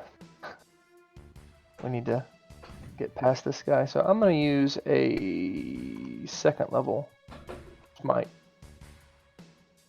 with my elbow, hitting him in the face. Alright, you Roll. sear his face. It like melts off some of his skin, exposing bone. Half his eyes like hanging out. 29 points of damage, and he just sort of quivers a little bit, but it doesn't slow his movements whatsoever, even with half his face burnt off. Yeah, Rin is not gonna talk any shit because the last few times he's done that, he's been put down immediately. So that's my turn. Not fan. Am I in melee range with him, or Yeah. a little bit? You were sort of standing next to him when he talked to you. Okay, so toll the death on him. Alright, wisdom save for the Gith Warrior. Oh my god, Succeed. this. Oh. Alright, so I'm just gonna stand there. Oric. Back up a little bit. I am going to quicken Scorching Ray and follow it with the Firebolt. Okay. 16 misses. That misses badly. God, all my good rolls with the second ones. They scream past him into the air. What? I missed 4 straight shots. And look at those bonus. Look, +7 on each one. Boy, it's bad luck. And yeah, my rolls are for shit tonight. Okay. And You see that's streamers of fire just whiz past him. He ducks out of the I'm way of some of them. singeing everyone's hair. I'm Yeah, sorry, whoa, guys. whoa, I'm sorry. wait. Oh, now I see it. And now I know who you are. You were the ones.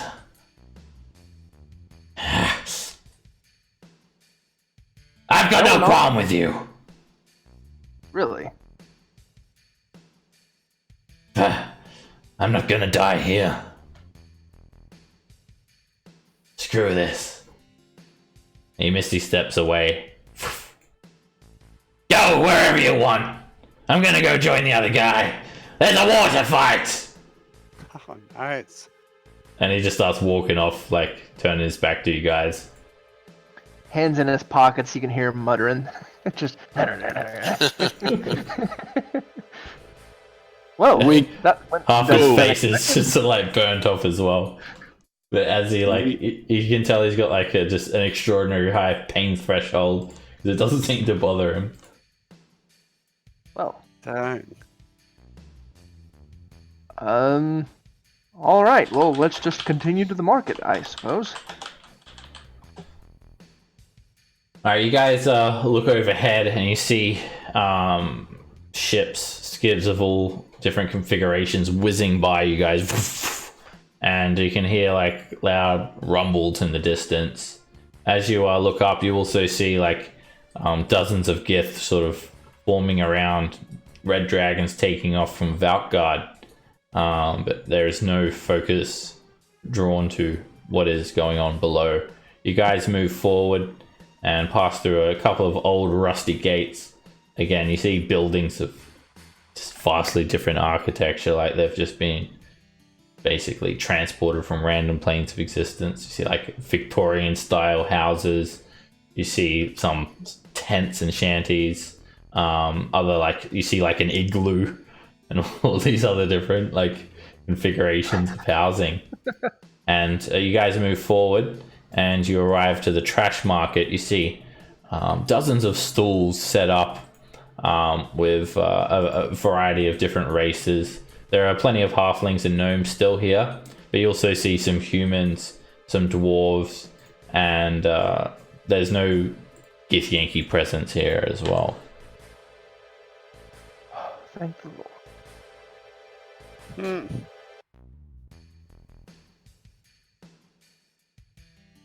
So as you guys look around, yeah, you see people like selling a variety of different like trade goods, random items. There's like markets set up. There's like just some blankets on the ground laid out with swords and bows, and it looks like you can get like a variety of different items here. So as you guys know, you probably want to lay low for a little bit. Although Tunarath is in war, it's not the sort of thing that just happens like a battle between the Mind Flayers and the Githyanki. It's not very sudden. It's a very slow, drawn out affair. So a couple of weeks is like nothing really in the grand scheme of things. And also Vendellen did say he'll come back and find you guys here. So it's going to be a couple of weeks where you're just laying low, trying to get the heat off you guys as well. And you guys have a couple of weeks of downtime where nothing much happens. You wait for Vendellen. He doesn't come back for a couple of weeks. And you guys have taken a look at these downtime activities. We're going to see what everyone wants to do. Presume that you'll be fully rested, and Tarkin, you would have fully recovered by this time. It's about 10 days, so whatever a day is in Tunarath, it's a period of time that takes time. There's no day or night or days per se, so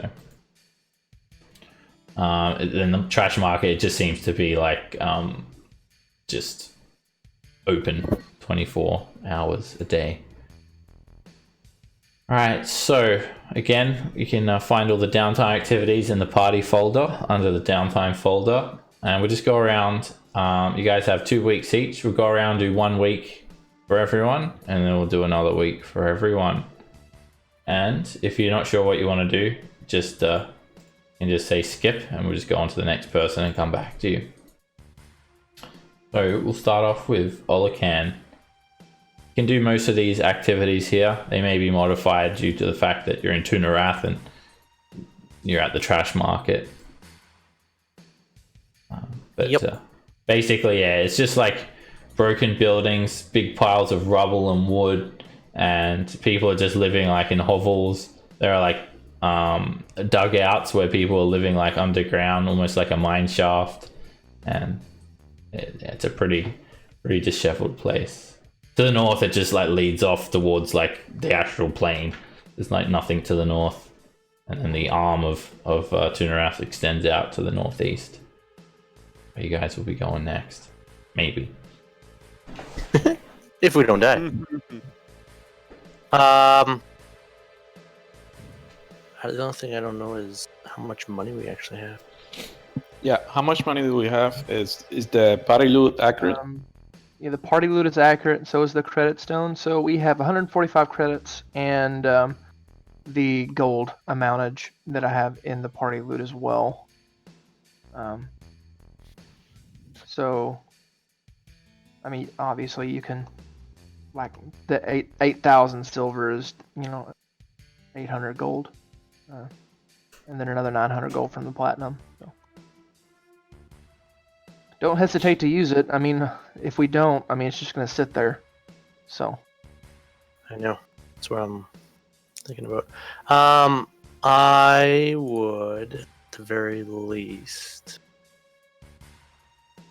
What's that? The Cape of Invisibility? Oh, yeah. Cloak of Invisibility? You guys haven't seen Jin either since you guys whenever. It doesn't really. I can't come up with a good reason why he wouldn't be with you guys, but assume he disappeared at some stage and you guys haven't been able to catch up with him. But there is this scimitar of speed up for grabs still, and this adamantine plate armor. Yeah, I was gonna talk to Tarkan about that. So think about who wants to take those as well. I would suggest Olican take that scimitar of speed because it's just too good for a rogue to pass up. Yeah. Yeah, but I use agree my with bonus. that. Use my bonus for 100%. other things. Sure. It does give you an extra chance to get sneak attack if needed. I know. Okay, I'll just pass it down. I'm not really sure. I've been thinking. I don't think any. Oh, I mean, no one else could benefit from it, so you may as well just take it. Sure, Yeah. that's fine. Okay, does it require attunement? It does. Yep. Assume that you've attuned to it. It's a +2 scimitar. God. Well, Wow. That's awesome. and it gives you an extra attack as a bonus action. It's like very, very good. Alright. Any idea what you want to do, Olican? Laying low No, for a not couple really. of weeks. Do you want me to Yeah, I skip guess ahead so. then? Yeah, just skip. I'm kind of iffy on it. Alright. Rin. I would actually like to try and find somebody that would buy the crystal knuckles. I mean, I'm probably never going to use them again, so just having them sit there. I mean, if that's fine with everybody. I will use a week to do the selling a magic item. Okay. Downtime. Let's take a look here. Alright. So I think to sell it's a lot easier than buying. Selling magic item. So you go around for the week just trying to find someone who wants to buy it. It's a very long, slow process. You get sent around on a wild goose chase. You have to like bribe people. You have to spread the word. People aren't just willing to take it off your hand easily. So spend 25 GP, and you can make a persuasion check. You don't have to sell it as well.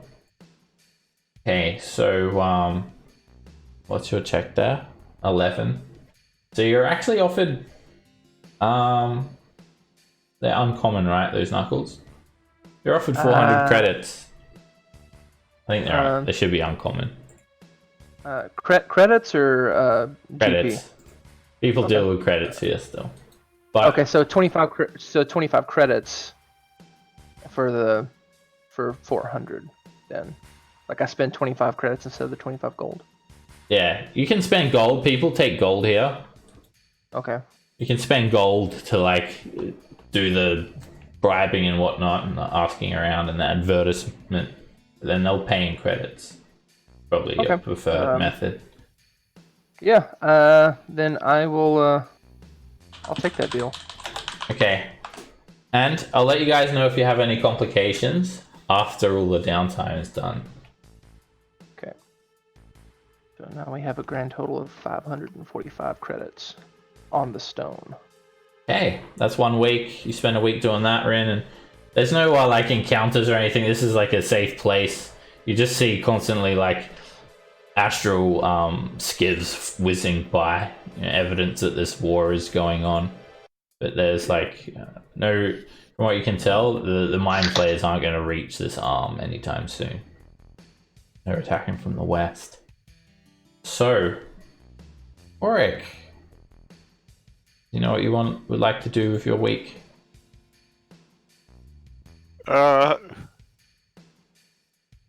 Level.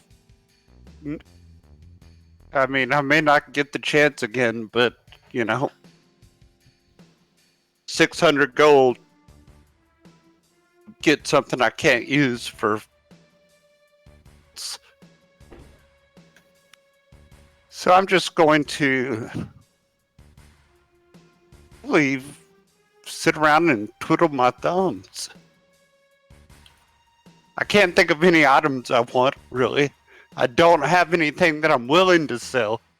You don't have to do anything for your downtime. If you want to just do nothing, that's perfectly fine as well. Yeah, I'll probably pass. Okay.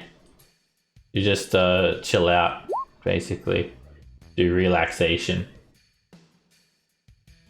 Alright, so yeah, you do relaxation and just presume that like you guys get like you don't need food or drink and you just stay as like abundant of like abandoned buildings that you can just stay in. So okay. Tarkin, what'd you like to do? The first like week it's a bit tough for you, Tarkin, because you're still recovering. By the time you've sort of completed that first downtime activity, you're fully recovered. Yeah, great. So I'd like to attempt to find something that will let me see in the dark. I recall we tried to do this a while back, the last time we had some downtime, and it wasn't successful. But Goggles of the night. Yeah, I think I've still got the handout for the item ready to go. So yep, you can try and buy a magic item. To do so, you can spend 100 gold, and then you can up that amount to give yourself a +1 bonus on a persuasion check that you'll make to buy the magic item. So 100 base, and then every 100 more that you spend, you get a +1. Up to maximum of +10. okay. How much does everyone feel comfortable having me do this? I think I'm the only one that can't see in the dark in the party.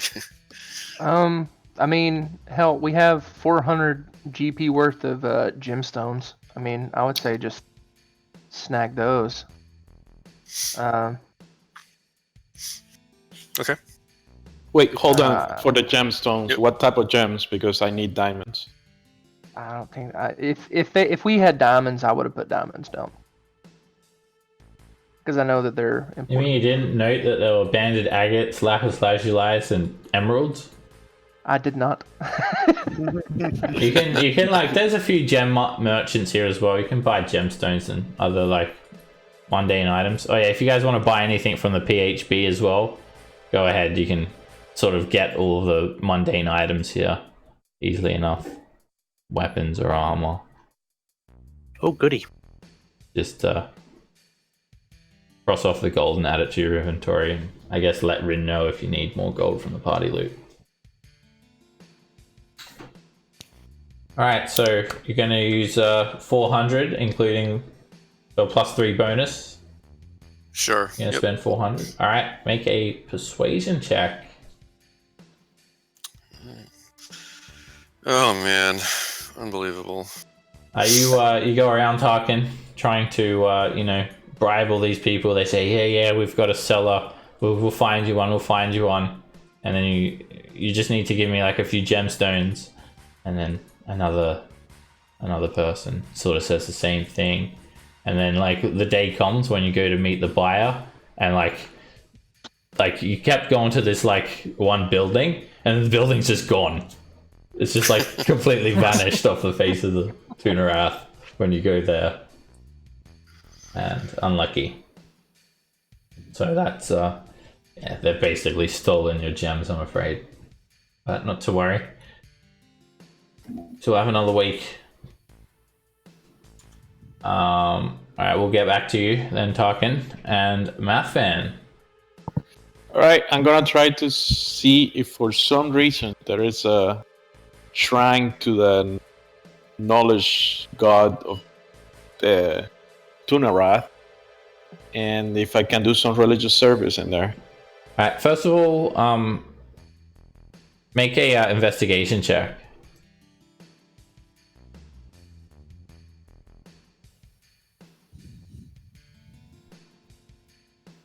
All right, you go around like asking like what people sort of worship around here, and they you just sort of you discover that they're basically like sort of very tribal orientated in their worship of gods, very shamanistic, and they don't like have a particular god that they worship, but there's supposedly some sort of witch doctor that sort of can perform rituals of this effect. And there's like a little hut set up. You see like shrunken skulls lining this tent. You go inside and you see like curtains that could be made from humanoid flesh, or they could be made from some sort of creature. You can't quite tell. And it's like a dingy little hut, and there's this like halfling with dreadlocks, sort of like very cute. Oh, why couldn't you put that in my picture? Come on, man, that would have been better. And there are shrunken halfling heads all over the walls as well, which are like the size of a pea. They're already small as they are. Is this what passes for the knowledge cleric in this town? This is the only religious service you could do. And the little halfling's name, from what you heard, is called Crackhead. So I'm gonna start a conversation with the shaman, and the whole point of the conversation is try to figure out if I'm a lot smarter than this guy. All right, the shaman seems to sort of talk about like voodoo and rituals and like bringing people back to life.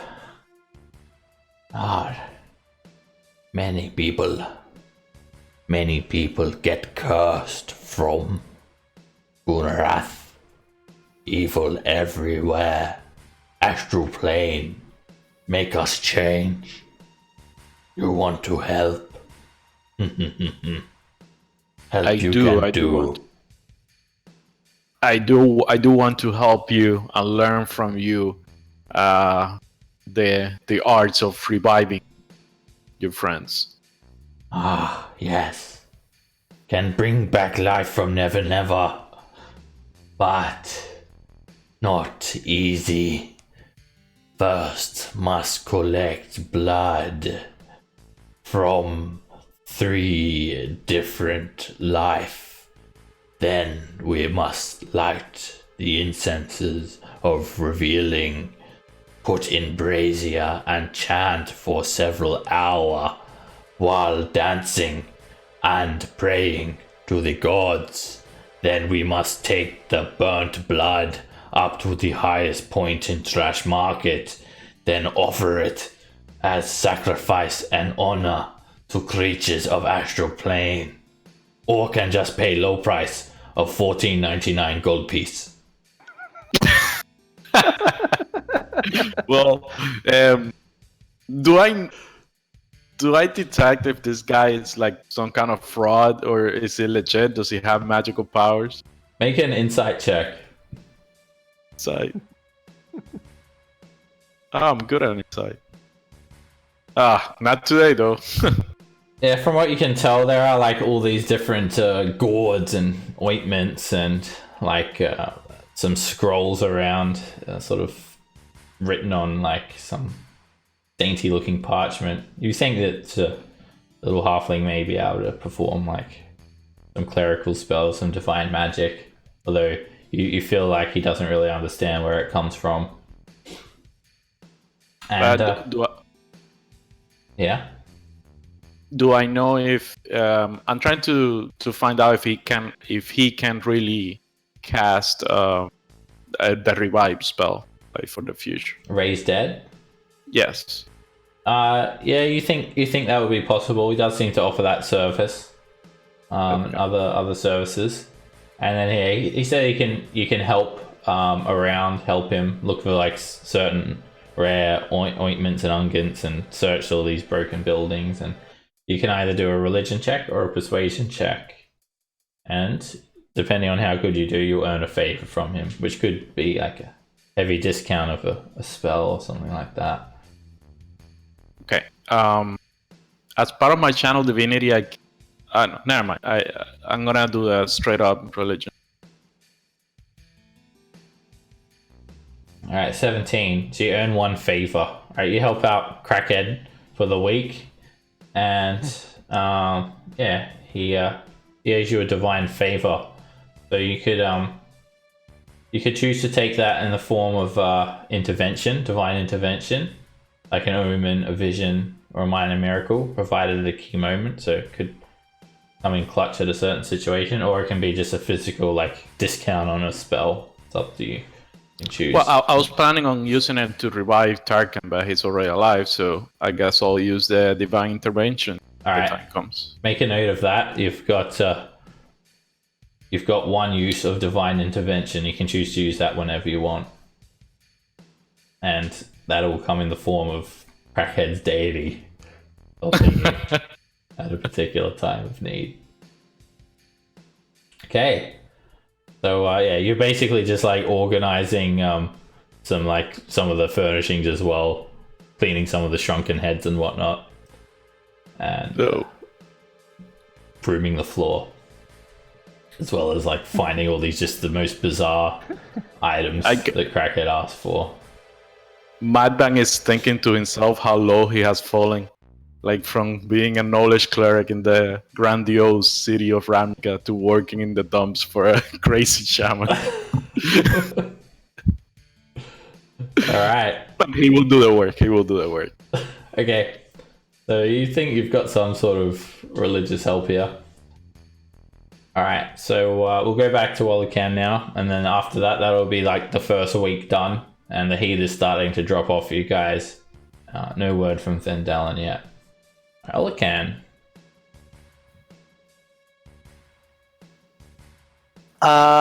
Can I do? I'd like to find a headband of intellect. All right. So Can I same do thing. An investigation check. It's a persuasion check. But before you do that, you have to decide how much you're going to spend on buying a magic item. 400 gold. Okay. You spend 400, and that gives you a +3 bonus. Is that coming from your own loot or the party loot? Party loot, because we haven't split up anything. I don't have anything. Okay. That's fine. I'll take that out. Alrighty. You look for a headband of intellect. DC is 15, so go ahead and make me a persuasion check. Alright, you basically get led around on the wild goose chase as well all you can. And you sort of meet the same guys that Tarkin does. And then you're told to like meet them on this particular day when they're going to have the item. You pay in advance, like some of the down payment that's represented in the 400 gold. And then you just like find Tarkin there on that day and the building is gone. The building in which you're supposed to meet them has just vanished. You find Tarkin, so maybe go and have a drink with him after that. Unlucky. Oric, did you want to do anything, or are you happy just doing nothing? I'm happy. All right, you just relax and just chill out for that week. Alrighty, at the end of that week, Vendellen comes to find you guys. You've just been staying in this this little rundown stone building that is somewhat secure and it's safe. You've been paying like this little gnome, this crazy little gnome, just to use the building. It's like an insignificant amount though. So you've just been using that as a small hideaway, and no Githyanki guards have like come looking for you guys, and you've barely seen any. There's maybe like 1 or 2 patrols that have gone through during the entire week, and you guys have avoided them. And then Vendellen comes. He comes to meet you guys. I found you. So, think I should step inside to tell you this. So I've done some research about the Gith capacitor. And, well, you said the Githzerai, he wanted you guys to head to the Far Realm and charge it, yeah? Yes. Now I know why he wanted you to do that. He didn't want you to charge it so you can use it. He wanted you to charge it so you can destroy it. You understand me? No, I thought that Gith capacitor was a weapon against Gith. Why would the Flayers want to destroy it? The Mind Flayers don't They want to don't. destroy it. They want to charge it and use it, but I've researched, conferring with my other party members, and we've learned about this Gith capacitor. It was an item used long ago in the Great War. But it's a very rare artifact that requires extremely powerful magic to create, and then again can only be charged by the powers of the Far Realm. The Far Realm is a place beyond our minds, a place of gibbering mouths, and eyeballs, and things that should not be. It defies our very way of living, even for the astral plane. It is truly bizarre. Now, the only way to destroy this, to ensure it does not fall into the wrong hands, is by exposing it to the power of the Far Realm and charging it. However, once it is charged and reached a certain threshold, if the charging is disrupted at that exact moment, the Gith capacitor will be destroyed. So it is imperative that you keep it safe. I've already started arranging with my Rukma for an expedition to the Far Realm, but it will not be easy to get there. It will be practically impossible for us. But you all have what it takes. You can do it. You can get to the Far Realm. It won't be easy. And we cannot risk allowing the Mind Flayers to become suspicious. They sense some sort of act of defiance against their will. They will seek to destroy you all. So you must go along with their plan. Head to the Red Dragon Caves. Travel to the Far Realm portal. And then, when they least expect it, when the Gith capacitor is in the midst of being charged, you must disrupt the charging process. Ensure that it is destroyed. If you don't do this, then, well, do you really think the Mind Flayers are simply going to let you live after you've done their bidding? You're just a tool. I would assume. Well, yeah. They will kill you. They will not hesitate once they've got what they want. But we can play them. I'm going to give you all something. I will protect you from the Mind Flayers reading your minds. And? Is it a hemband of intellect? Not quite. That'd probably be a better idea. And he gives you guys each a ring of mind shielding. Oh, these Awesome. are nice. It's an uncommon magic item that requires attunement, and it allows you to be immune to magic that allows other creatures to read your thoughts. Determine whether you're lying, know your alignment, or know your creature type. And they can only telepathically communicate with you if you allow it. And you can use your action to cause the ring to become invisible, so they wouldn't know that you have it on you. And if you die, which is not very likely, your soul will enter it unless it already houses a soul, and you can remain in the ring or depart to the afterlife. As long as your soul is in the ring, you can telepathically communicate with any creature wearing it. and a wearer can't prevent this telepathic communication. Awesome. Thank you for this gift, Vandellan. It is the only thing that can ensure our survival. I'm sure the Mind Flayers, they will be reading your thoughts very soon, at some point. This will prevent them from learning your true intentions. You cannot allow them to know that you have it. Right. But wouldn't them not being able to read our minds, would that not arouse their suspicion as well? I'm sure it will, but at least they won't learn your intentions. I suppose that's true. Make something up if they question you. I don't know. And do I really look like I've got all the answers? No. I honestly thought throwing the gift capacitor on the ground would break it. Well, I mean, we didn't try that yet, so... What, you mean you didn't try just throw it from a really big height? No. Well, we shouldn't rule that out either. If we get the opportunity, we'll do that. Alright. Got a little bit more unfinished business I need to take care of. But you're gonna need to get to the Red Dragon Caves, right?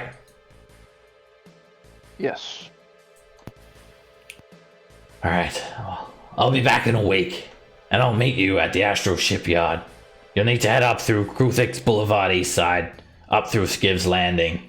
There'll be a couple of guards. I'm sure you won't have trouble getting past them. And I'll meet you there, alright? I'll have my ship parked there. Got it? Yep. If you travel with me, well, and we stick to the eastern wing of Tunarath, we should be fine. I'll drop you at the Red Dragon Caves. And I'll see if I can arrange for one of the shots I'll call to accompany you. Don't get your hopes up. Anything else you need from me?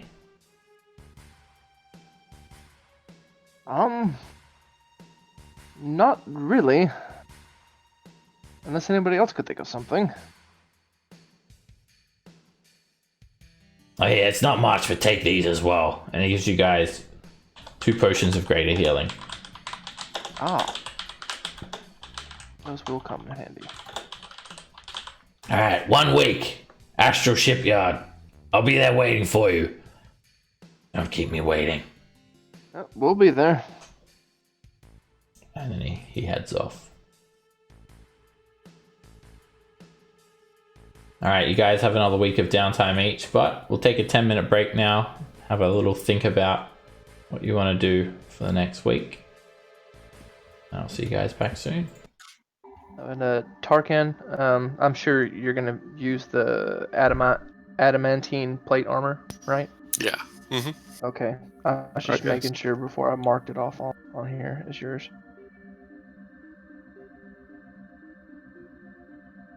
Also, how are we handling the gold? Because I need to do some shopping, and it's kind of expensive. It's like 400 and 500 gold pieces for materials, for spells. Well, I mean, right now, I mean, we have plenty of gold at the moment, and like I said, why not use it? You know, if Yeah. there's no point in holding on to it. If we can use it for something that's, useful. Like, I mean, are you buying diamonds? I'm assuming. Yes. Diamonds, spell materials. I'm gonna Yeah, try so it. how much I'm gold gonna do you try need to for that? find a pearl of power. Anyway, well, go ahead. I need basically a bunch of powder silver, 50 gold pieces of diamond dust, 300 gold pieces for a diamond for the Revivify spell, Mm-hmm. which is very useful. Emergency. And 100 gold I already said that. And 25 gold pieces of tokens for augury, which is a ritual that I can cast. So 375 gold worth of materials then? Unless you want to get 400 multiples or something. 475. Okay. But don't subtract it yet because I don't know if the GM has all the materials are available. Available. I'm the diamonds will be, but I'm not sure about the powdered silver. But okay.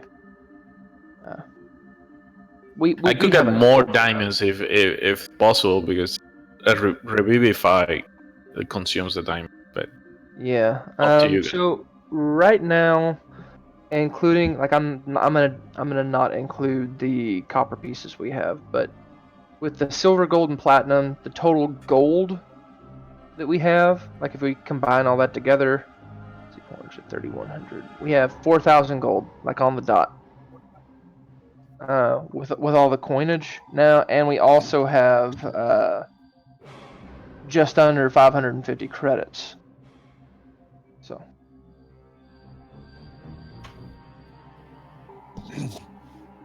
All right, I'll be right back and ask him when we're back. Yep. Found a magical item. Anybody? Did anybody What's that? get one? Did anybody Oh. get a magical item in downtown? No. Mm-mm. Huh. 2 people searched, but low rolls. I'm gonna search for a pearl of power, which would give me an extra 3rd level spell slot, really? Fireball, haste, or whatever else I get, 3rd level. I think that'd come in handy because I have so few spells.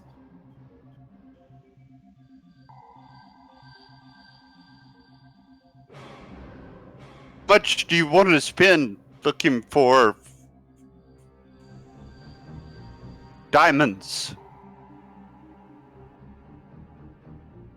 Do you have an amount?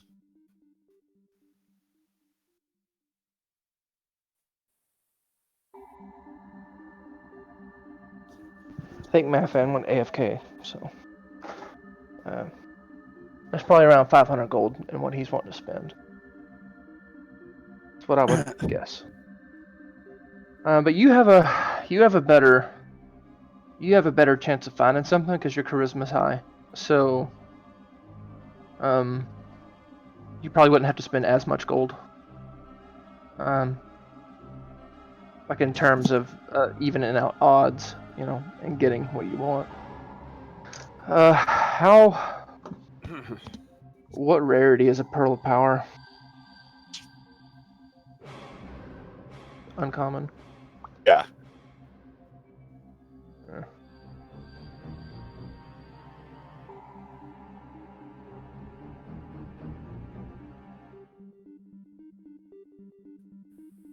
Common. My mage group has one. They come in handy, but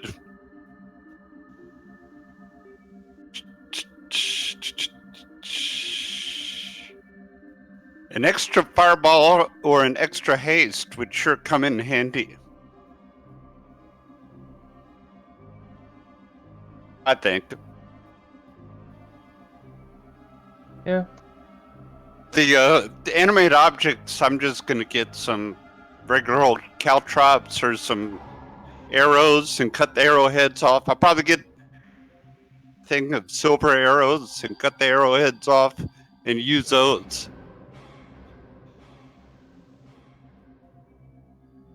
Just in case we run into any more undead.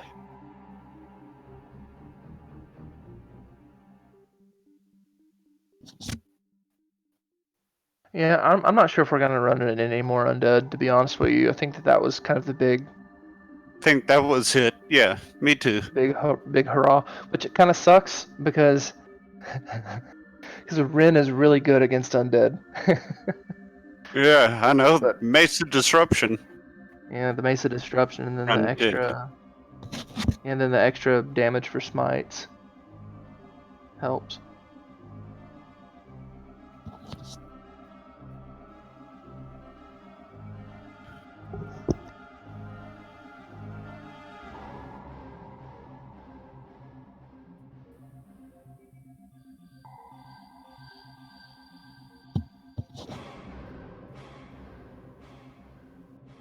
So how does it work? For every 100 gold you spend, you get to add points to your search? Well, you have to spend 100 just to search for it to begin with, and then every 100 after that is a +1. So you spend 200 gold, you get a +1 to your search. 300 Plus it's your charisma modifier too, right? Well, yeah. I mean, you're making a persuasion check. Is what you're doing.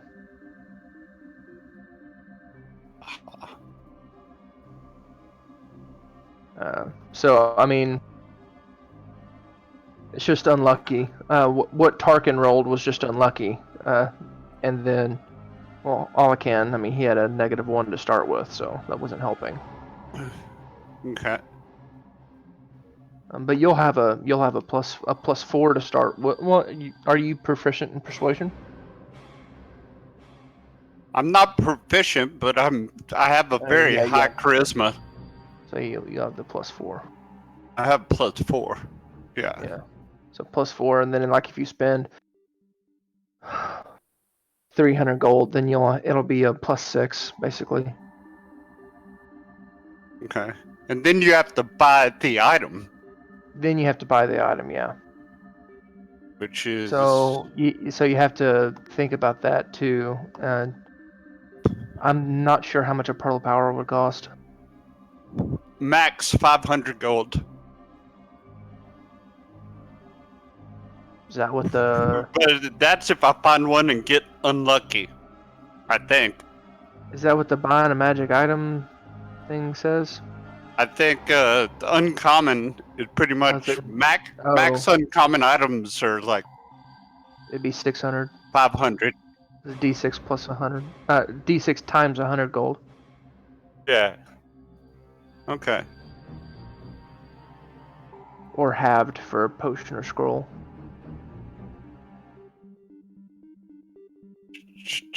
Not gonna worry about that.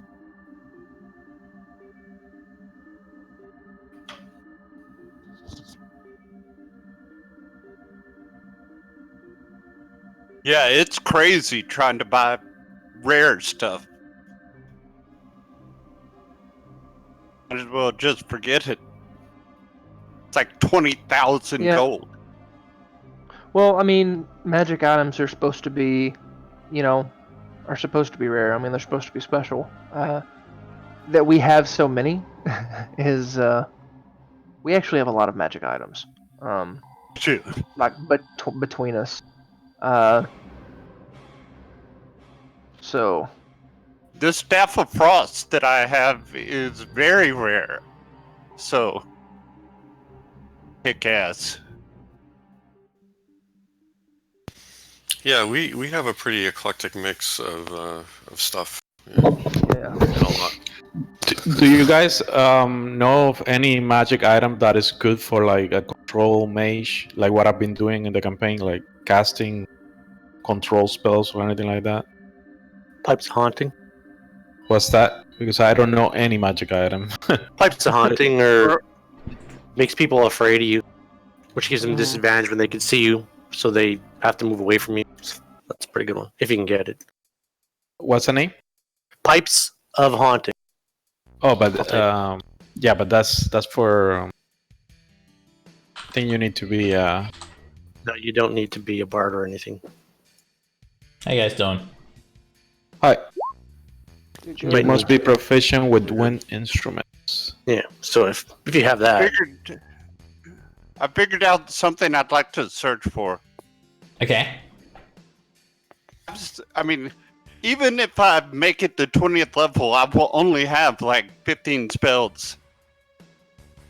slots. So I think I'm gonna try to find a pearl of power.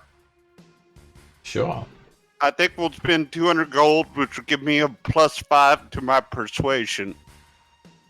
They give you a +1 on your check, plus whatever you've got. Oh, okay. So the 4 is already added in. Yeah. So your total will be +5. All right. So you go around, and hopefully you're not going to be out the front of that same building that's completely disappeared. No, I go. Olakan. Go ahead. You go Persuasion? around. Yep, make a persuasion check. Spend 200 gold trying to make meetings and organizing things. And So that's would that be a 27 that would be a 23. or no, 23? Yep. All right, you sort of go off to a different part of town, or with like plenty of gnomes. And they seem to be tinkerer types. There's all sorts of strange contraptions that they have set up. Dinkle tubers and Wazaquizits and all these other things. Huh. And one of them he procures you a pearl, and he spends the week sort of imbuing it with magic for a price. So you found a seller who can do it. It costs you 200 to find that, and then he's going to sell it to you for 200 gold pieces. So 400 total. Yeah. Okay. And at the end of the week, he has it imbued. It's a pearl of power. Give you a handout for it, and presume that you'll have time to attune to it as well. Excellent. Hopefully, I don't have any orc captains out desperate to get it back. We'll see. If there are complications, you'll find out at the end of the downtime.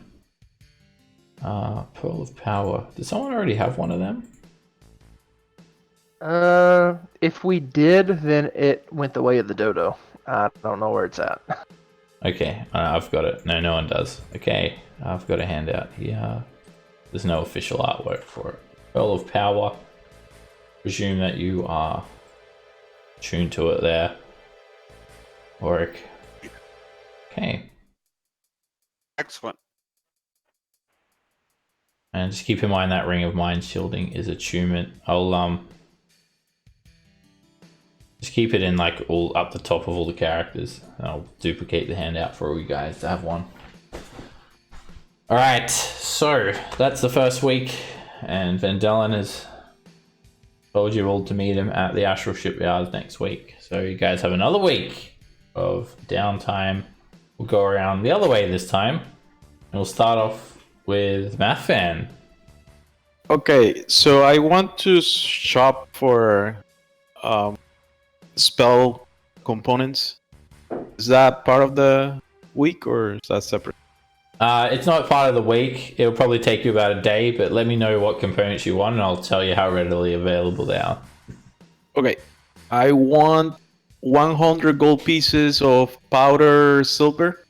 Yeah, you can get that easily enough. So, who's doing the powder loot? Just tell me how much it is at the end, and I'll take it off. Okay. 25 gold pieces of bone tokens for augury spell. Yep, Crackhead gives you them for free. Oh, okay. Those are for free. Yeah, you sweep some up from under his carpet.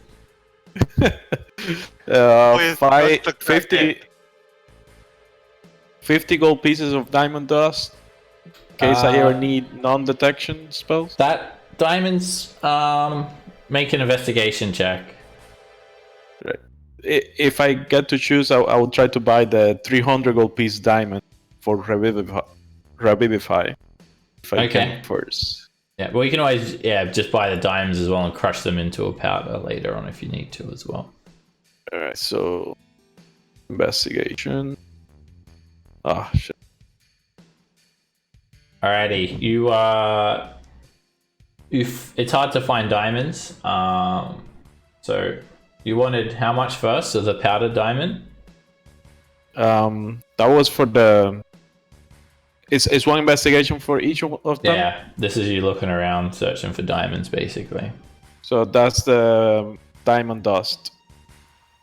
How much was it? How much did you want? 50 gold pieces. All right, you can get 50 GP of diamond dust easily enough, and now you can also get 300 GP worth of diamonds, but the seller, the jeweler, sort of says he wants a bit extra. He wants an extra 50 GP on top of it for him going out of his way to go find them for you. Now, Revivify, is it one single diamond or or I think it's just 300 GP of diamonds. It'll probably be a handful of small diamonds, or it could be one Yeah. big diamond. okay, all right. So yes, I'm gonna pay 350 then for the diamond. Alright, he comes back with a one single 300 GP diamond for you. Okay. Takes him a few hours. He goes off like to a different district to get it. So altogether, we're talking about 500 gold pieces. All right. We'll take that out. Alright, it only takes you about a day or roughly, not even that, to find those, so you still got your week. I'm gonna continue my religious services with. Alright, go ahead With and Crackhead. you do some more work for Crackhead. that god is gonna owe me a lot of favors. Whoever that is. Religious check. Religion or persuasion. Look at that. Alright, what's your charisma modifier? -1. So you have to use this favor now. You can only have a minimum of 1 then favor built up. Okay, so I had to use a persuasion. No, but I'm saying you can only keep a number of favors equal to 1 plus your charisma modifier, minimum of 1. Ah, okay, I didn't know that. Okay, so I don't know what to use it for. Let's see. He could maybe get you like I don't know, do like a scrying or an augury. Not a scrying, like an augury. Or he does sort of talk to you a little bit one day though, Math Fan. So you are a bit of a religious man yourself. Yes, you can say that. More like a seeker of knowledge. Where your god come from? He's known by many names, and I believe in this realm they call him Ogma. He has many power. Yes, he's all-knowing. Tell me, you ever seen a person turn into a monster? I would be Magic. very Black interested. magic. Well, I You would ever very seen interested. it? Never seen it myself. No. You know how to fix it? Fix somebody that was turned into a monster. Yeah. You know how to fix it or not? Is it a curse? Not sure. If it's a curse, I think I can help you with that. My wife. She got transformed. Turned into a monster. Me praying and praying. Can't fix it. Your Okay. god, it can fix? Yes, I think so. Let me see her and see what she is. Can't show you. No one can show. You must teach me the magic. Teach me your magics, magic man. I've been trying everything. Drinking blood from skull, shrinking heads, none of it works. Okay. How can I do that? How can I teach him the magic? I need to know what What spell would you use? I have two options. I can either remove curse or dispel magic, but it depends what I think it is. Spell magic. How do I know you wouldn't kill her? Kill the monster. No, those are perfectly harmless spells. It's, if anything, it might not work. The downside will be that it doesn't work on the creature, but it's not gonna kill it. No. Me no trust you. You want to kill it. You want to kill it. And he starts chanting. holds up this shrunken head. Be gone! Varasta! Be gone! Okay. I am gone from the place. You're banished. Oh, no. You're banished from the hut. As I walk out, I turn back to him. Can I keep the favor? He just keeps on chanting, Baras, Buras, Taras! Be gone! And we'll leave you there for now, Mathvan. I'll let you know if anything comes about from a favor or something. Alright. Okay, Tarkin, what would you like to do during a second week of downtime? Yeah, Tarkin is just going to relax. Yeah. There's no. He kind of made his best shot at the vision, the toggles, and he'll try that again the next time we do some resting. But don't want to just keep pulling money out of the piggy bank. Okay, you just relax and rest. Okay, there are a lot of other downtime activity you can do. Buying magic items is just one of 10 or something like that. He was looking at the pit fighting, actually. Okay. That's Do right it. up your alley. Yeah. Get right alright, in so there. Let's do the pit fighting. Then. Alright, they have some wrestling matches once a week, sort of in the square. What they have is like a heap of broken wood and rubble, and they've sort of made an arena. They sort of stack it up to a large fighting circle once a week, and you see a variety of different contestants wrestling. It's just wrestling, non-lethal. So you spend a bit of time training and organizing to get into one of these pit fights. So using the rules for pit fighting here, you'll make an athletics, acrobatics, and then a constitution check that equals to a roll of your hit die. And then the DC would be 2d10 plus 5. And then you can actually replace one of your ability checks with an attack roll instead, using one of your weapons. So you get to decide what you'd like to do. If you want to change it to the attack roll, just say so before you make the check. Alrighty, you get into the ring with a very, very, very tall halfling wearing a trench coat. He's like 9 feet tall, and he's got 6 arms. That's amazing.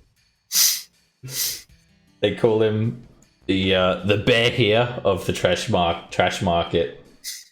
Damn, And the trash market. he sort of wobbles side to side as he moves, and he just constantly like, "Come on, I'll fuck you up!" swears at you, and all of his arms are swinging around wildly. So for your first check, he runs at you and tries to like sort of just. If you get pushed out of this ring as well, you lose. So he runs at you and he tries to like just immediately topple you out of the ring. So make an athletics check.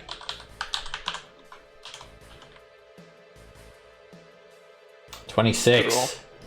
All right, you grab him and you sort of interpose yourself and you swing him around and you throw him almost out of the ring. He like bends over and almost like completely like turns into like a curve. He's got a very malleable body for a 9 foot tall creature, and you almost knock him out of the ring.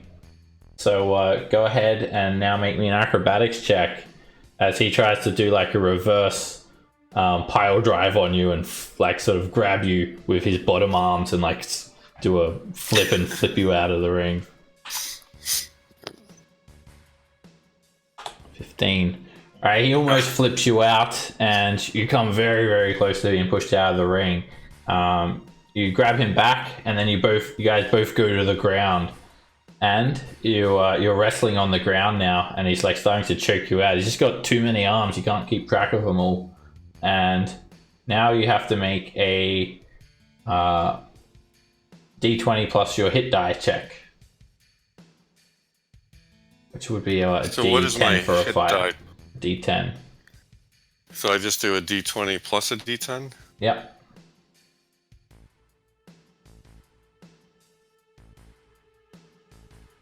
Oh no, sorry, wait. It's a constitution check that has... D10. Yeah, constitution check plus a D10. Constitution Sure. plus D10. Yeah. And I could do a weapon attack instead also with a D10, or... You could do a weapon attack instead. It instead? wouldn't have the D10 onto it. Okay. Alright, so I'm going to do Constitution plus D10, basically. So... Actually, wait. Replace one of the skill checks. Yeah, we'll say that you can do the weapon attack plus, because it's still a skill check. But it is a special one. Actually, no, that's going to be too much of a bonus. Wouldn't make sense. So yeah, either or. Okay. Alright, so I'll do Constitution plus a D10. So here's Constitution. Ugh. To get a good one here. Yeah. 15. Okay. There's a chance. Right, you get choked out and you tap out, but just for participating, you still win 50 GP, 50 credits, and Alright. you actually start winning Tarkin. You choke them out, and then like as you're wrestling like them, you like sort of break it apart. You break him apart, and you see like he's completely separated, like severed in half. And he's screaming, "Ah, my legs! And you see like these little halfling legs dangling around the lower half of the trench coat. And like the trench coat is just like sort of squashed. And then you actually just get disqualified for killing him. And then you just see him like sort of 3 little halflings just run out of the trench coat and run away into different directions. It's like BoJack Horseman. So you still get 50 GP just for participating. 50 credits. Alright, cool. So we'll update the party loot with that. Yep, I got it. Alrighty, or if you're walking around for your, just whatever you're doing for your downtime, you see these 3 halflings sort of run off in different directions past you a short while later one day. And what would you like to do for your downtime? For me, Yep. I thought I just did it. Oh, we have another week. Yep. This is the second week now. Okay, I saw a bunch of halflings run past me. Yeah. Just I just distance and see what they're doing. they are running past you. They just run into different buildings. Oh, well, They run from the area of the fighting pit. I'm gonna meditate.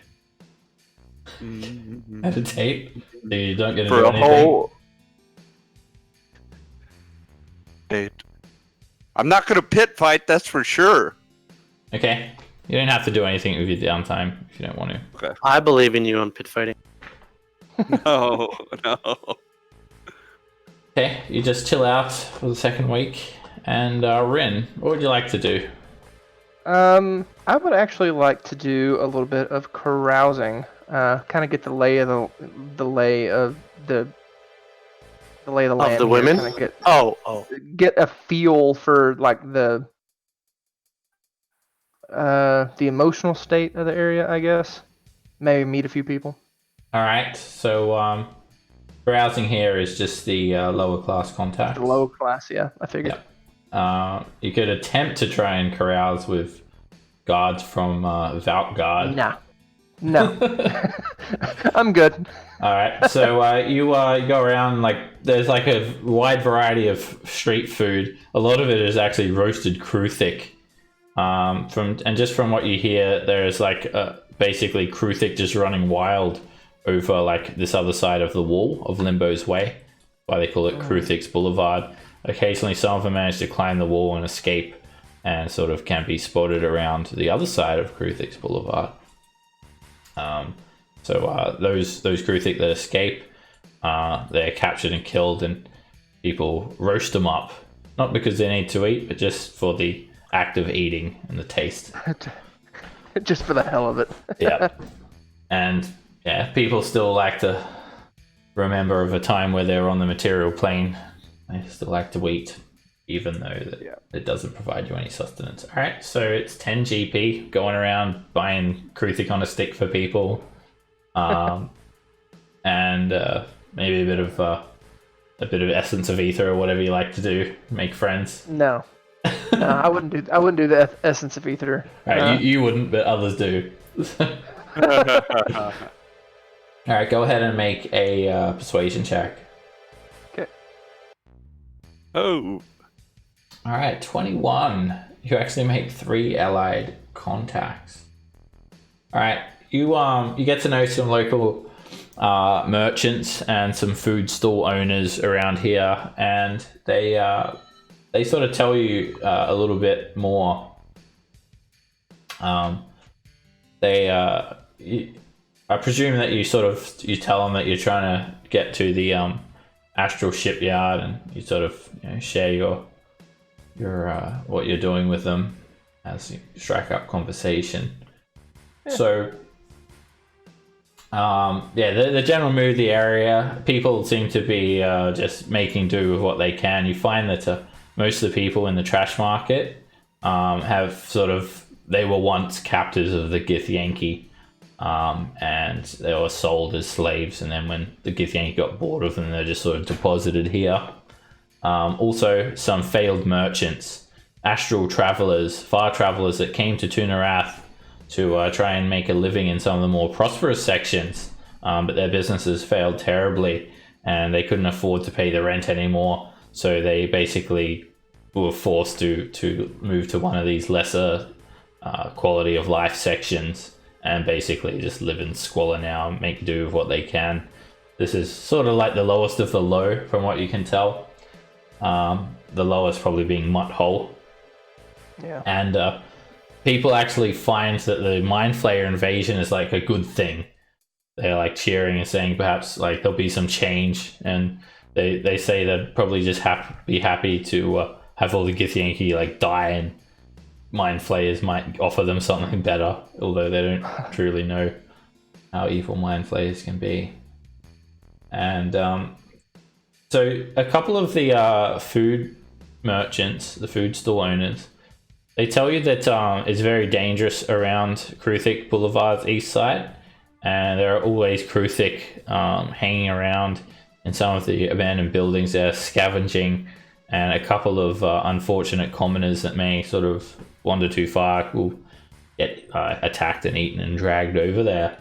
It also tells you that occasionally some like merchants are taken as well, merchants that are visiting Section 11, hoping to sort of break into a market and in a very opportunistic fashion, because they bring like nice items that people can't usually get in the trash market, such as when you guys buy magic items here, and they believe that perhaps there might be like some valuables over in Kruthic Boulevard east side from some of these merchants whose bodies are taken with their gear with them.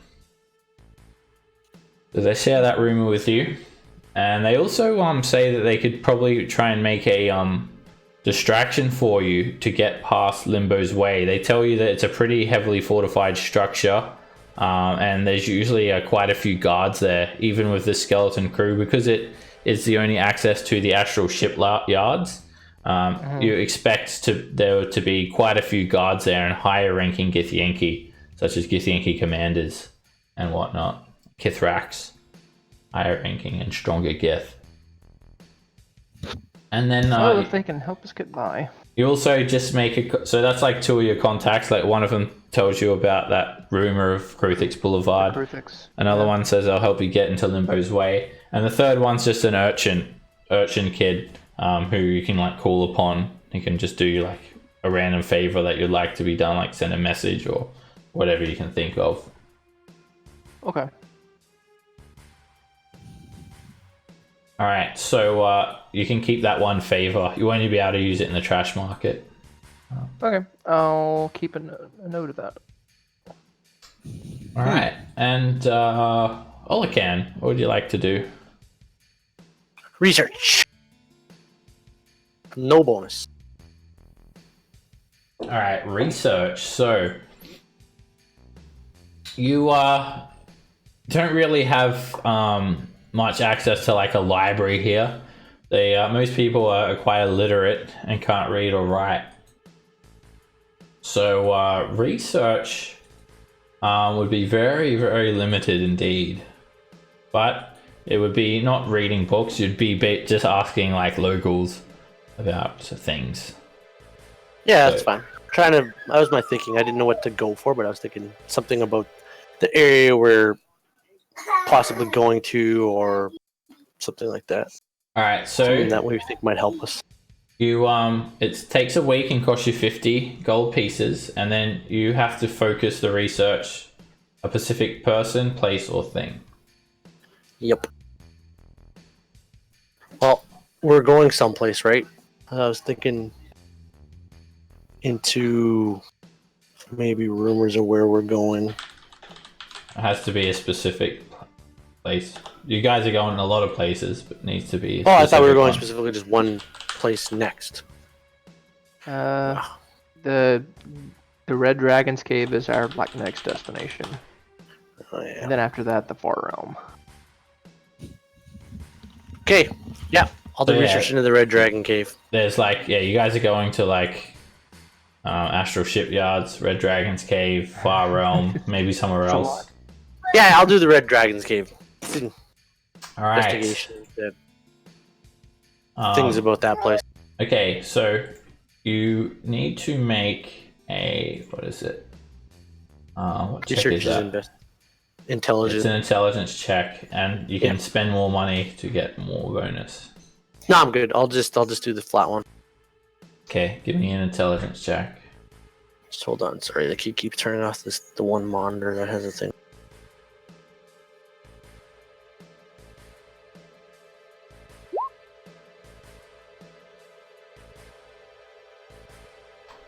Okay, what'd you get there?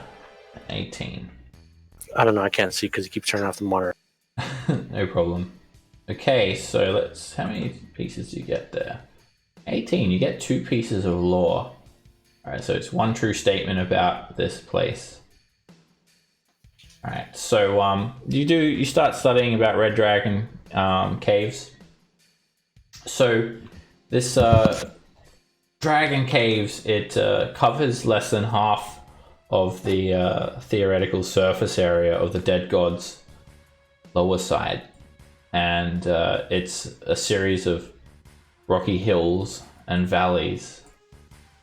It has many different caves dotting the surface, as well as the Dead God's underside. Caves extend for hundreds of feet and are joined together by tunnels that wend their way through the Dead God's hollow arteries. So you can just imagine a vast obsidian encrusted landscape with tunnels of lava flowing around. Everything is very dark and surrounded by these red glows of lava, and then the tunnels of lava. So the lava could be probably likened to like the blood, or the like the blood of this dead creature, and then these tunnels that lead throughout the Dead God's body are actually its arteries. So it plays host to scores of red dragons, and the dragons do not age on the astral plane. You're quite sure that they revere Tiamat, and they honor the pact between her and the Githyanki, serving Githyanki as mounts. Older dragons tend to live alone, younger ones congregate in small groups. And you, so that's a bit of general information. You learn that there's a high Githyanki presence there as well. The higher ranking Githyanki knights and Kithraks and commanders, they stay there to intervene if there is some conflict between dragons and Githyanki, and they act as liaisons between the two. And they also have like a base set up there as well, from what you research, made in the hollow arteries of the god. And you learn that there is only one entrance to the base there, the Githyanki base, and it's protected by it's like an elevator leading down, and it's protected by these 6 special orbs that are in possession of high-ranking Githyanki. So only sorry, not to the base. The base is accessible just by a cave entrance, you learn. But to get to the Red Dragon's lairs, the Red Dragon's lairs themselves, it's warded and protected. Only select Githyanki are allowed to enter the Red Dragon's lair. So they have a base set up there, but the Red Dragons can only be accessed by the highest ranking Githyanki, and there are a series of keys needed. 6 keys are needed to actually enter the Red Dragon's caves themselves, where the most powerful Red Dragons live. And those keys are in possession of those Githyanki commanders. All 6 are needed to enter the Red Dragon's lair. So when if access is needed to the Red Dragon's lair, all 6 must meet to place these orbs in the elevator that take you down into the Red Dragon lair. So if you go there, you'd be looking for these 6 keys. And as you know, Red Dragons, they're immune to fire, they breathe fire, and they like to be impressed upon. They like treasure, and they like to be complimented on how great they are. There are ancient Red Dragons living there. They travel to the material plane to age and come back here, and they ain't like the ancient Red Dragons there could be 5,000 years old, or older, tens of thousands of years old, because they don't age. Hey. So that is the 2 main pieces of information are the keys, and the commanders have the keys, as well as all that other lore that you got. Alright, I think that's everyone's 2 weeks of downtime. So, complications. A couple of you guys had complications, and one of them is your complication, Auric. Oh boy. As you go to get this Pearl of Power, you hear a bit of a loud noise, a bang, and it draws your attention for a split second, and the Pearl of Power has been stolen, been snatched, and you've got no idea who's taken it. There are a few people around when it happens. There is the person who, the smith who tried to, who built the contraption to imbue the magic power. There is a mage present, and there are a few people walking around out the front of the little hovel when this happens. But they managed to get in and out without you noticing. What do you do? This is at the end of the week as well.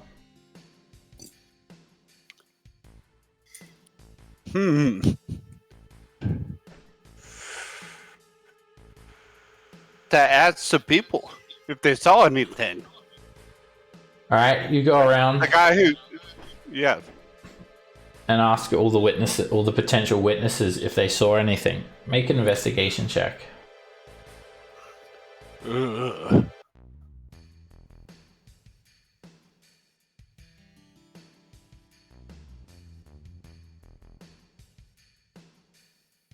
All right. Could have been worse. You the mage swears that the person who stole your Pearl of Power must have been invisible and used some manner of magic to slip by everyone. And then Paul, do you mind just going on push to talk, please? We're getting some reverberation from your mic. No problem. And then the smith swears that it must have been someone incredibly light-footed, because they didn't make any noise as well when they snatched it, and they think it most likely was a halfling. and then you go out and you ask like a couple of the witnesses out the front of the building, and they tell you they saw a little halfling wearing animal furs, looking very much like some sort of savage that's been sort of walking around lately, stalking the place. Could be the thief. They describe this person as a shaman or a witch doctor. Bastard. And where could I find him? They Wait direct you for him towards to the show up. shaman. They direct you towards like the shaman's hut. Okay. Then I guess I will go pay the shaman. You going alone? I'm gonna go pay him a visit to find out if he stole it. Okay. Alone or? Well, I mean, I tell everybody what happened, All right, you go and and if they'd like to come with me, they can. I mean, I'll definitely go with you if you want some company. Okay. Are we talking about the same champ? when Auric tells you what happened, Math Fan, yes. You can tell Auric that it's Crackhead, most likely. Mm, Oh, he's gone insane lately. He accused me of something I didn't understand, like of trying to kill his wife, who is a monster or something like that. I don't know. well, find out. Okay, so Auric tells you that his Pearl of Power has been stolen, and this Crackhead has stolen it. Crackhead is in the name. So, I can't tell you what it is.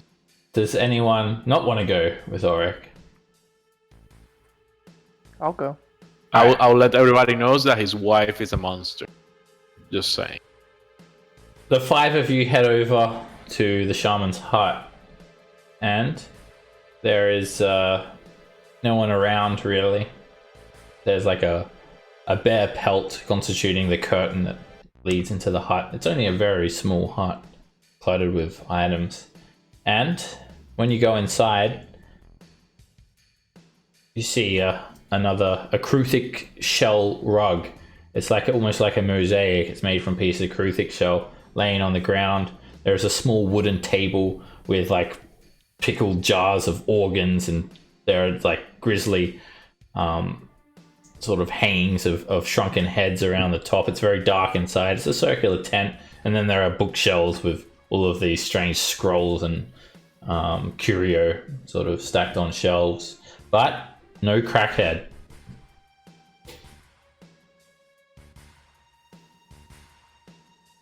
He's not there.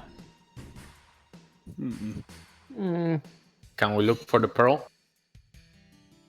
Make a perception check. You look around, Math Fan, and like all of these items, they're just like, they don't really have any real value. It's just like junk, basically, or perhaps some components, some mundane components for arcane spells. Most of them, they don't really make sense. And you don't see the pearl anywhere among any of the objects. There's no like drawers or anything. Everything can be sort of just openly seen by looking around. But you do notice the rug is sort of moved to the side slightly, and it looks like there is a secret entrance under the rug leading down into a cave. I would like to prepare a spell. Can you prepare a spell out of combat prepare a or spell. out of initiative? I just want to ready a spell. You can't ready action is for combat only. Okay. You can cast spells, like you don't have to be in combat to cast a spell though, but the ready action is specifically a combat thing. Well then, Otherwise, I'm going down. You'd open a door and then you'd have like 8 monsters with ready actions attacking you every single time you open a door. yeah, no, that would be bad. I'm going down. Y'all don't have to come if you don't want to. Yes, we'll go down.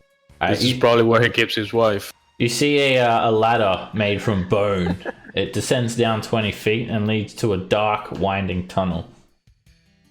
Okay. Can see in the dark. Everyone going down, I presume? Yeah. Alright. Yep. You guys head down into the tunnel and you follow it for about 10 minutes. It winds around, twisting and winding. And then eventually the tunnel opens up into a cave. Ahead of you, there is a 15-foot diameter circular dais. The area around you looks very rough hewn. There are big piles of rock everywhere. There are shards of rock sticking out of the walls. The roof is about 15 feet overhead. It's relatively dark, except for at the top of this dais there is a blue glowing gemstone emitting light hovering above the dais, and standing next to that is Crackhead, and he yells to you all, "Come no further," as he stands next to a gigantic Bruthic.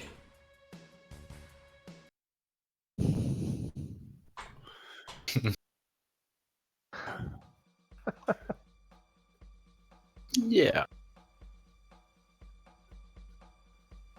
I'm sorry. Me need the pearl. Where is it? He holds it up in his hand. Cast Me light needs on my it. shield. Okay. I think you've already got it on there. Me needs it. Me needs it. See Crackhead just over here in the darkness, and He's trying to cure his wife curse. Do you want us to save your wife? Give me my pearl back, and we will save your wife. you can't. Me being research. Only way is with this. Me must use. And the Kruthic screeches. Rah! It looks very hostile indeed. Just a large, it's one of these hive lords. Gigantic monster ant. It looks, it's not like tied up or anything like that. Nothing stopping him from just running over and striking out. But Crackhead sort of seems to have it under control. I don't want to do this, but me must use the pearl. Me must use it to fix my wife. Me cannot You don't need allow the you. pearl. Me needs it. Me must put it here. Make magic. Only way. Okay, before... I'm going to insight to see if he's actually telling the truth, or if he accidentally married a Kruthic by accident. Like a real Kruthic. I'm not sure if you could gain that much insight just from sort of... yeah, looking at but him. he seems to be like... He doesn't seem to be lying to you. Okay, You get a sense that he is convinced that this... something to do with this glowing gemstone and the pearl of power in his hand will fix his wife. once he holds up the stone and starts making a move, I'm gonna try to snag him with this. Alright, I'm gonna roll Hold him in initiative. place. Alright, as soon as you put your hand forward to cast a spell, you're gonna roll initiative. Alright, so obviously this is all happening at the exact same time. So Tarkin, Ren's confused. That's why he's going low. what do you do? Well, I have like mixed feelings about this whole situation. Tarkin is going to go, I guess, 5, 10, 15, 20, 25, 30 feet and just dodge Okay. for now.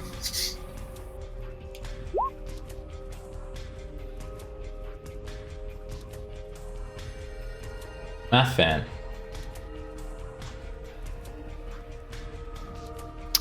Okay.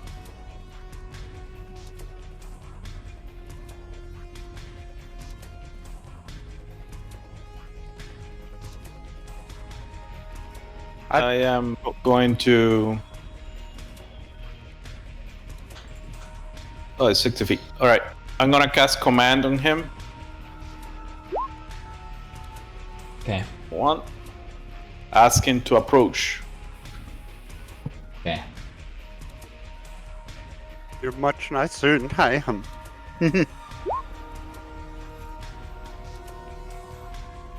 Alright, he's gonna make a wisdom save against the command. And he fails. So on his turn, he will approach you.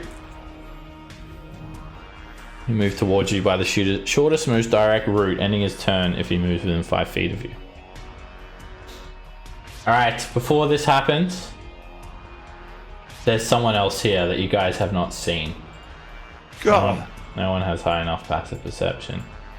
Crackhead sort of, without able to control what his actions, he starts sort of just, his eyes glaze over and he starts approaching you, Mathvan. But he also speaks. Parky, my brother, you must stop them. We need the pearl.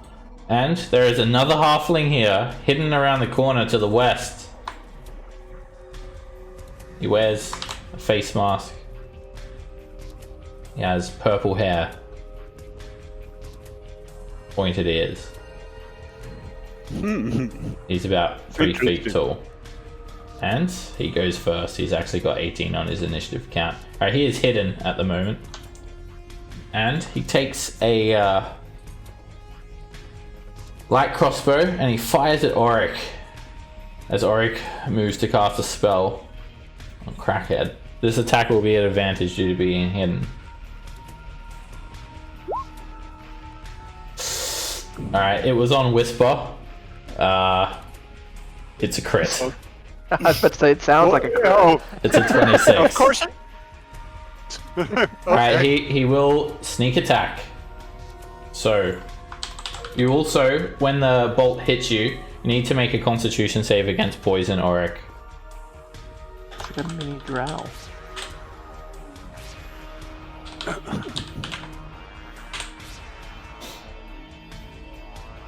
Alright, I wonder if the attack roll will Whisper. I've taken it off. Okay. Alright, the poison doesn't get doubled because it's a saving throw. Alright, so the bolt alone hits you for 35, 43, 54 points of damage. Are you kidding me? Alright, he puts one very carefully placed bolt and puts you down, Auric. Are you dead? It wouldn't But kill him just- outright. Just raise me up so I can. To all these people. He intercepts you and he puts that crossbow bolt. And then he turns and he's going to take a shot at Mathvan for this second attack. This one, he's revealed his location now. You guys see him. An 8 misses. Lucky that was an advantage too. Jesus! Okay, and then he runs around the corner. This is a column of rock here. It's sort of a 15-foot wide column of rock. So are all these. And that'll end his turn. Alright, now Crackhead approaches. And he takes a bonus action to do cunning action. And he dashes up to you, Mathvan, ends his turn within 5 feet of you. 2 rogues. The Kruthic Hive Lord goes crazy, screeching, and it's going to start running forward. Runs up behind Crackhead, opens its mouth, and it does an acid spray. A 15-foot cone of acid. It just coats Rin, Mathvan, and Olakan. Each of you make a dexterity save. These hurt. Rin, you're able to dodge and only a little bit of acid gets on you. Mathvan, the same. Olakan, it sprays you completely. And Mathvan and Rin take 13 acid damage. Olakan, you take 26.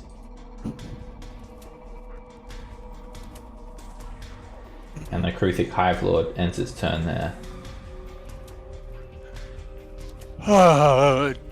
Just somebody get me up so I can read these things. Alright, it's a death save, Oric.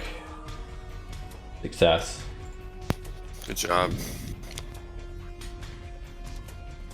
I mean, diplomacy is over, guys.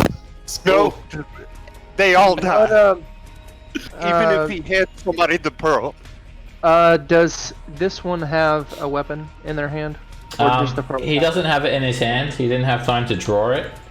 But he does have a short sword sheathed by his side in this very makeshift leather holder. And he has a light crossbow also tucked behind his back, hanging from a sling. I was just wondering if he would be able to do anything other than punch me if I like stepped away from him. I would have told you that he's a caster.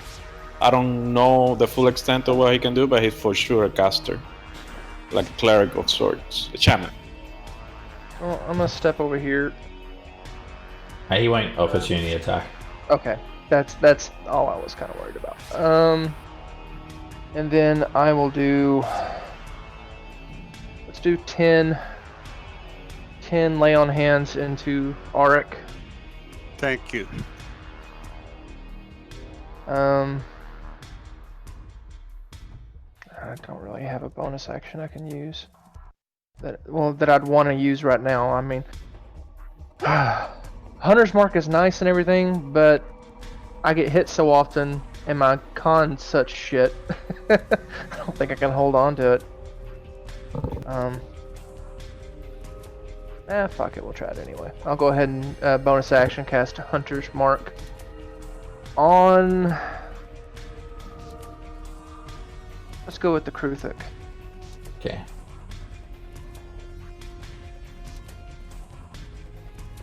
Oh, let me actually cast the spell, so it'll take.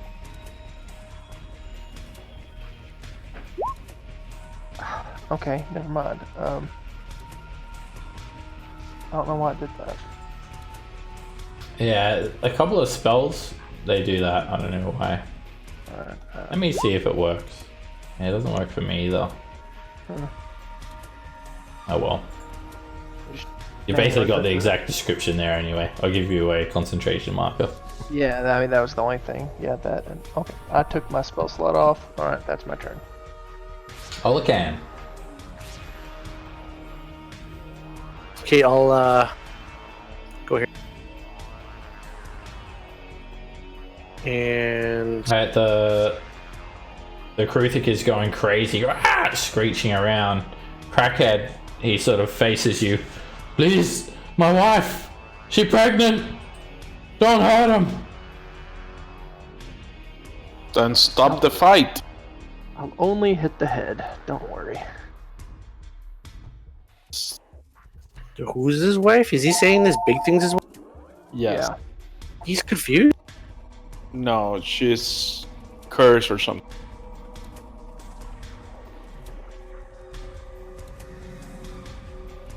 I don't know what to do. Okay, I will.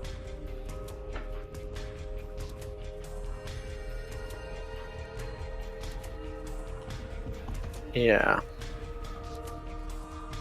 Bonus disengage.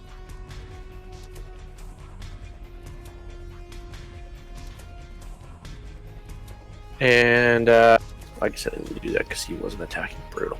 I will. That's 35 feet. Was it? Yep.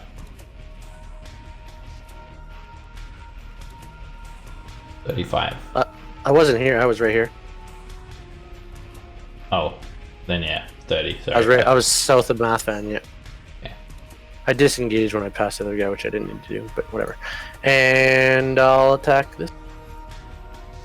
I see a little halfling loading another crossbow bolt into his crossbow back against a column of rock. He looks up at you as you're around the corner. Green flame blade.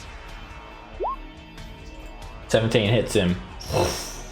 See a green glow light up in a column towards the ceiling. 12 points of damage. Okay.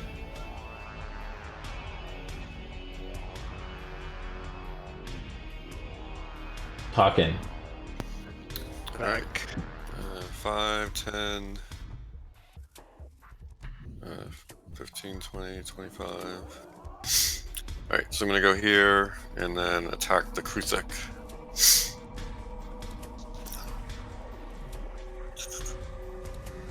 Oh, Okay, so, and I'm gonna action surge as well. So, Okay. first attack with the longsword. A 16 bounces straight off of its chitin. Of course it does. Okay, and then we'll attack with the Warhammer, the Adamantine Warhammer. 26 hits. Alright. Crush the Kruthek. I'm gonna make this a menacing attack as well. Alright, that's 8 bludgeoning damage. And the Kruthek makes a wisdom save. You also got another d8 damage there. Alright, 12 points of damage. And the Kruthek becomes frightened. It screeches. "Ah!" Kraken yells out, "No, my wife! Don't do this! We can fix her!" Okay, so then this will be the actions. Well, this will be my second attack. So I use my first attack and a bonus. This will be my second attack as a fighter. A 13 is a miss. Alright, and then my action surge attack. 23 hits. Crush the Kruthek again. 11 bludgeoning damage. You hear the shell being broken and crushed.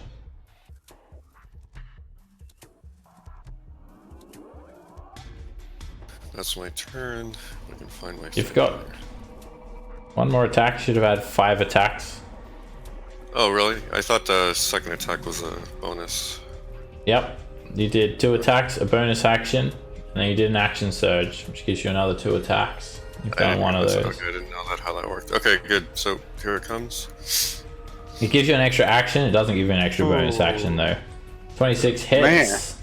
You stab into the Kruthek's flesh for 7 slashing damage. Ah! Kruthek screams some more. My wife, no! Harky, help me! They're killing!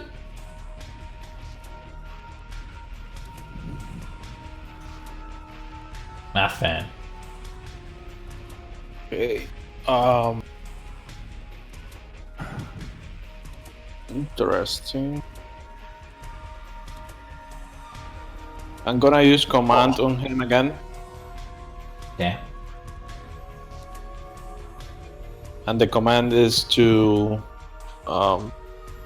grovel. Okay. Go to it. And fails. So he will drop prone and end his turn. Next turn. I wish I could move, but No! He calls. Okay. Harky is going to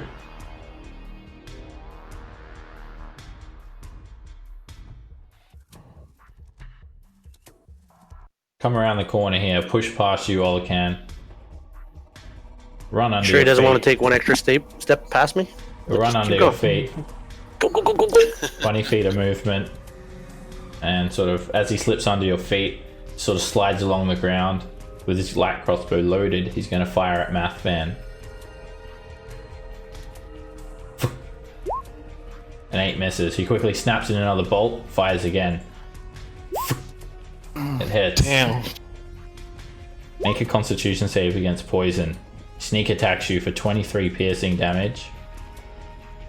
Oh my god.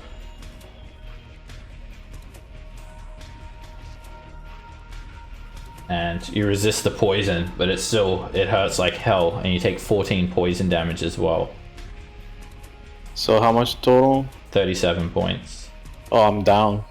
No, wait, 14, 30. Yeah, 37 points. Yeah, I'm down.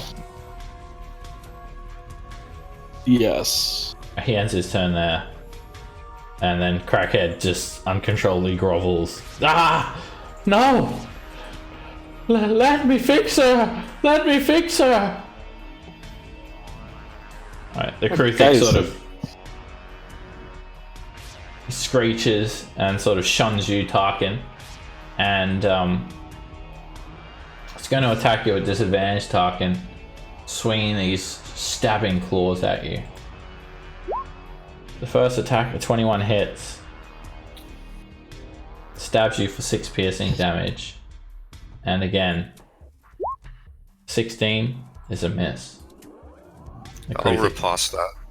Okay. Which is just a regular attack, right? Yep. I feel like it's been so long since I had a chance to riposte. Yeah. 17 is a miss. This Kruthik's shell is harder than plate mail. The attack bounces off. Kruthik ends its turn there. Olacan, you get to your feet. You dropped so quickly, you didn't even have a time to get your spell off. But you're back up now. You can use 15 feet of movement to stand up. Okay.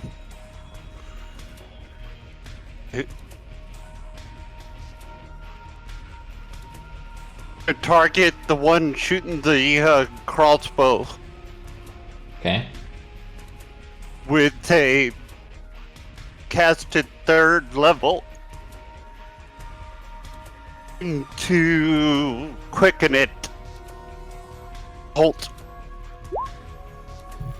Magic missile. Alrighty. The 3rd level, that's 5 darts. They explode from your hand. Each one slams into the assassin for 15 force damage. And he's that batters him pretty badly.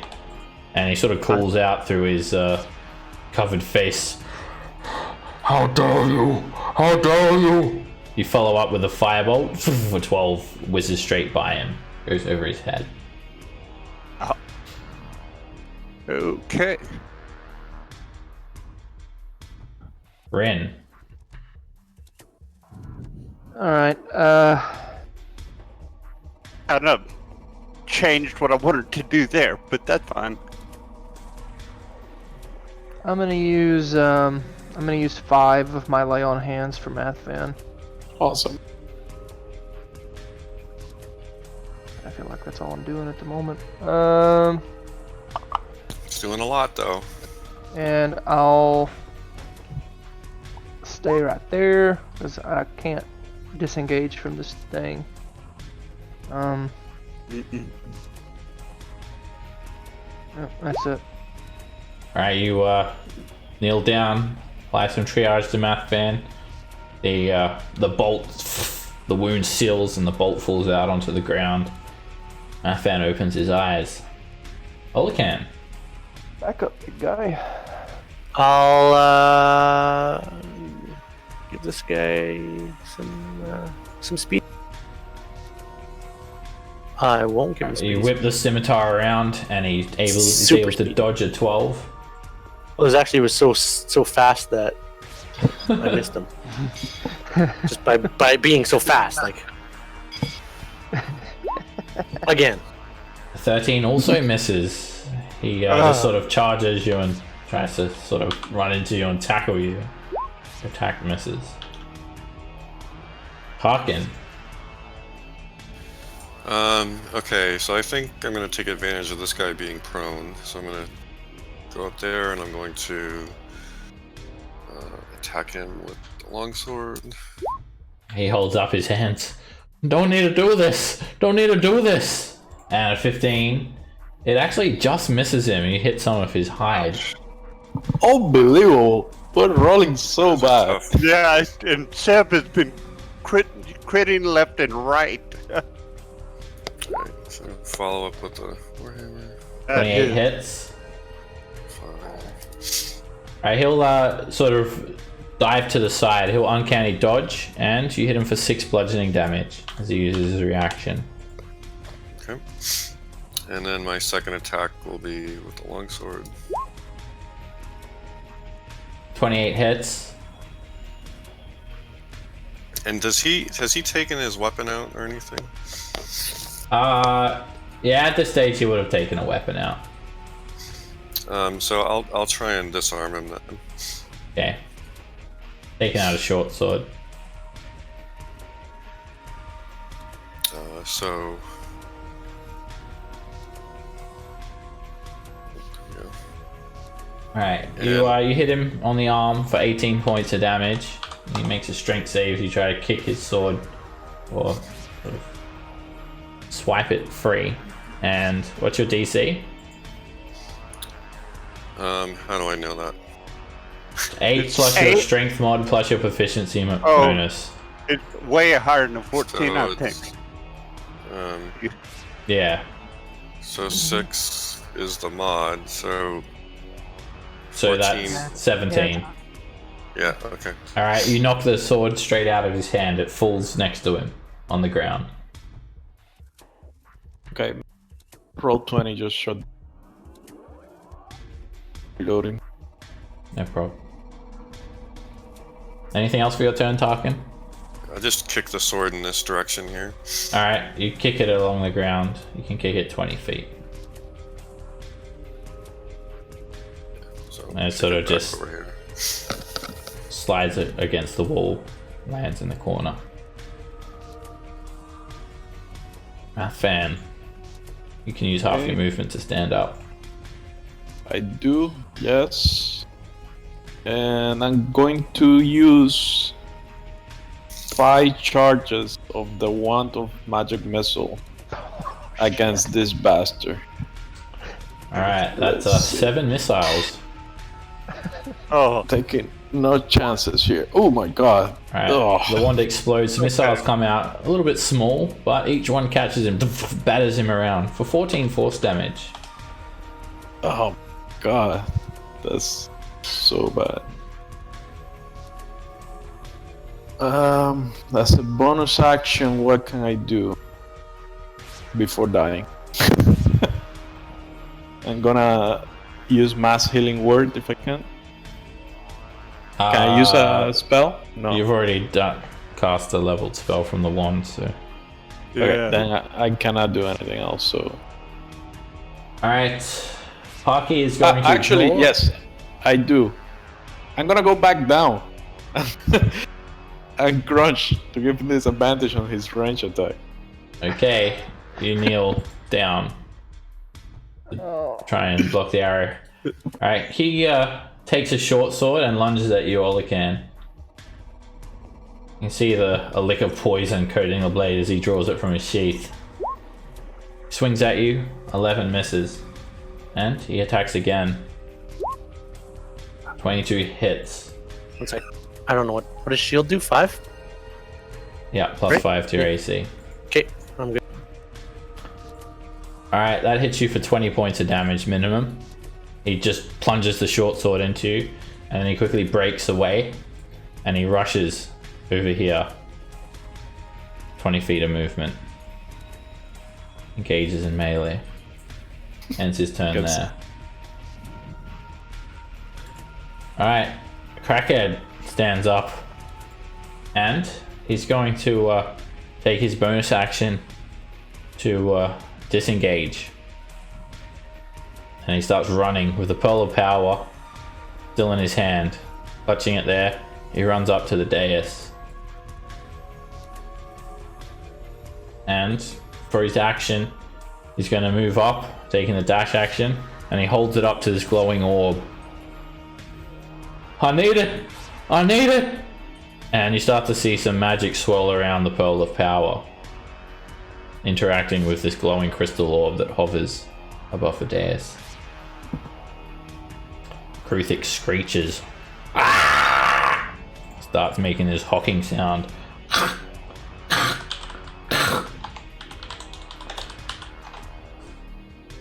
And it just starts stabbing. It's going to swing at Tarkin. 15 misses. You bring out both weapons and parry the attack. And it'll make a stab attack at Rin. Actually, it does have an advantage from pack tactics. So actually, it might attack Tarkin again for advantage. They'll do another stab attack on you. 24 hits. And the Kruthik's blade catches you for 7 piercing damage. And Kruthik ends his turn there. Damn it. I don't have any.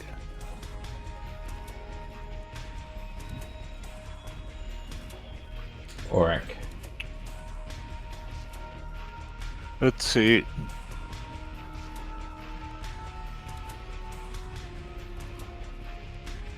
I am going to quicken.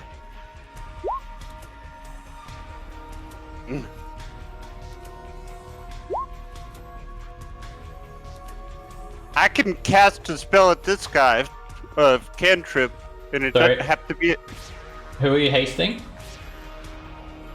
Markin. Okay.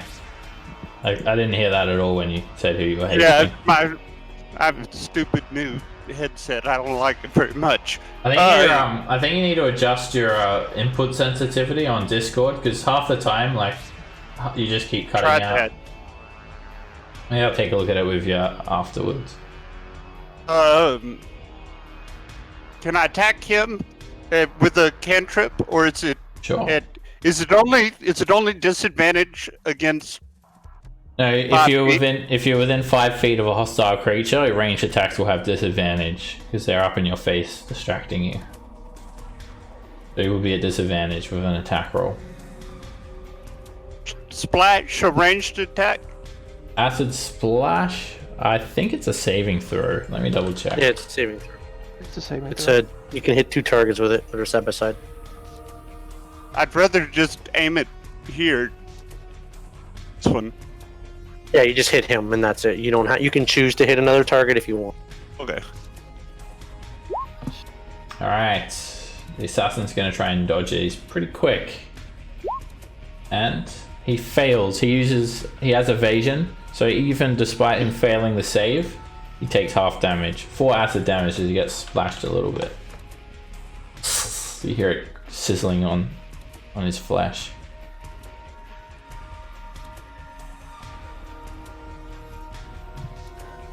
Ren. Man, I wish I had one more level I of monk. wish. Let's see. I'm going to possibly take the opportunity attack from the Kruthik. It'll try and stab at you. It's a miss. 15 to get to there. I will take it. He probably will hit. It'll probably hurt the shit out of me. Yeah, he hurts. So, since I can't disengage at the moment, we'll just try to hit him over the head. Nope. God, rolling like just fucking garbage. You aim where a normal sized person's head is and miss. And then you aim down a little bit with a 23 you hit. And I'm tired of fucking with this guy, so we're putting a 2nd level smite on this. Yeah, crush him. Alright, 26 points of damage. You just sear the mace into him and he sort of coughs up blood. You can hear it burning as he takes 26 points of damage. He's bad shape. Wow. And I'll bonus Hey, action. Try to kick him. 14 just misses. Barely.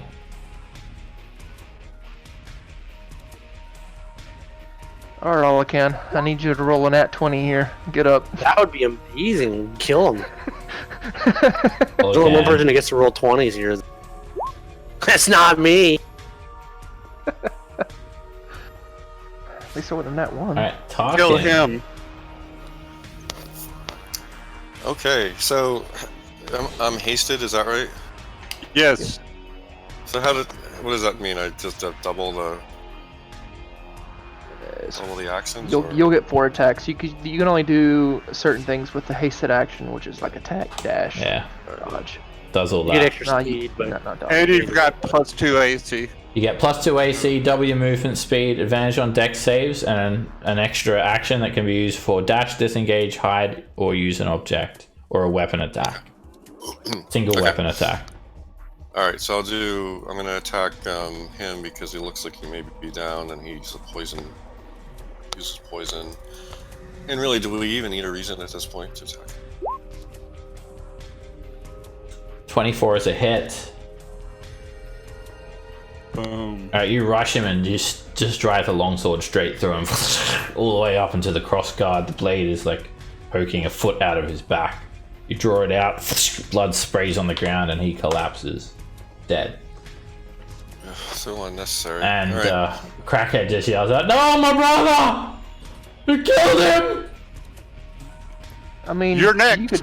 You could choose to do it non-lethally, right? I mean, it's a melee weapon. Oh, It's up to you. Oh, that's a good point. Yeah, if it's not too late, I would rather just knock him out. I don't really. Well, no, but he's a poison They're user. try- No, I don't like poison. I kill him. and they're trying to kill us. Yes, I Ulrich. think that's a conversation that we need to have after this. Yeah, I mean, yeah. All right, so then I will use my bonus on the Kruthic. 28 is a hit. Smack the Kruthic over the face for 11 bludgeoning damage. All right, and then this will be my second attack, also on the Kruthic. A 19 misses, even with a perfectly aimed precision attack into its shell. You don't penetrate it. Dear Lord. Is it No. because I'm not using an adamantine weapon, or is his armor class actually? You miss. 20. 19 is a miss. Wow. All right.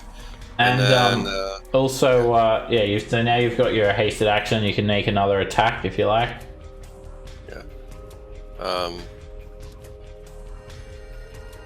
Just trying to. There's no. Yeah. I'll just attack it with the warhammer. God, this thing is wicked strong. All right. 24 hits. That's a hit. All right, good. And you smack it again. No, my wife! You whack the Kruthic for 8 points of bludgeoning damage. You killed her! Don't! That's everything I got. Math fan. Okay, I stand up. And command again. Approach. I already told you this. Alright, he'll do a wisdom save. And he shakes his head. No! Must fix my wife! You see? And you start to see the crystal sort of swirling around the pearl of power. Like it's consuming it slowly. Arky just spurts some blood out. Alright, Crackhead, let's go with the pearl of power. And you see it start to glow. There are the little tendrils of energy, like a conduit between the pearl of power that also hovers above the air and the crystal that hovers above the air. They're about an inch away from each other. And he takes out his crossbow and he's going to fire at Tarkin with his light crossbow. 23 hits. And it'll be sneak attack.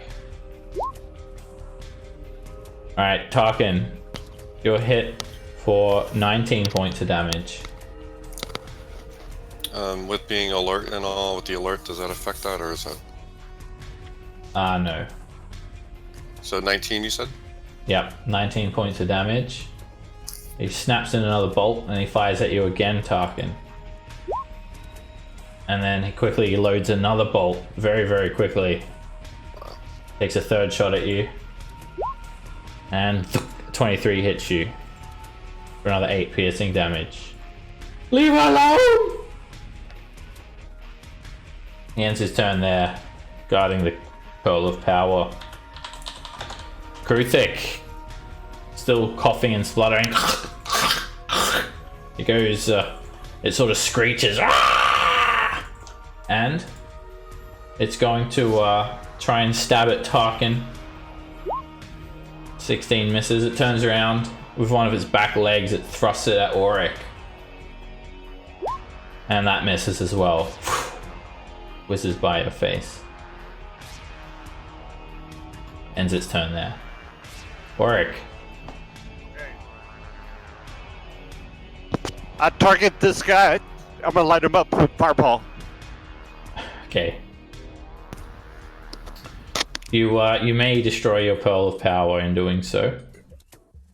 A magic item? Yeah. Magic items, they can easily be Items destroyed. don't get destroyed. Yeah, they do. Any item can be Not even destroyed. my- Any item can be destroyed, but items that you're holding that are being worn or carried are generally not destroyed. And magic items have resistance to all damage types, but it's still just a pearl basically that's imbued with magic. Okay. So you'd want to Well, place it change somewhere your- carefully. Yeah, I want to hit him, but not it. Is Okay. there a way to do that? I'll give you the template. So yeah, any magic item just basically has the same sort of properties as a normal item, but in terms of resilience, but it just has resistance to all damage types. If it's an artifact, it can't be destroyed by normal means. Over here, do the. Alright, I've given you control of the template. You can place it where you like.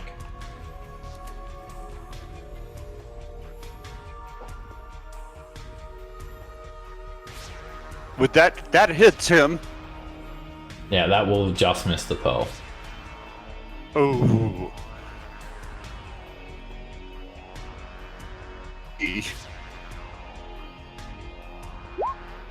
Alright, he's gonna try and tumble out of the way. 10. He fails. He does have evasion, so even with him getting caught in it, he still managed to tumble out of the way and take 17 fire damage. You see a quick flash of fire light up the cavern. Okay. Well, that didn't quite work the way I wanted it to, but Yeah, he's tough too. with 10 hit points, I can't go running up there and do anything.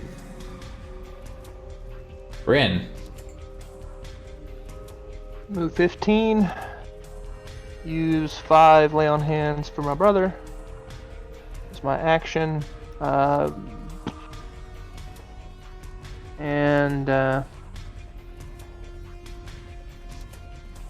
That's it for now. I'm not going to move from there. Oh, it can. You can use half your movement to stand up. Yep. Then You can't go diagonal through that wall. oh yeah, I Or didn't any, know or that. any wall. I was looking at where the what's it called was the shadow, not the wall. And I will.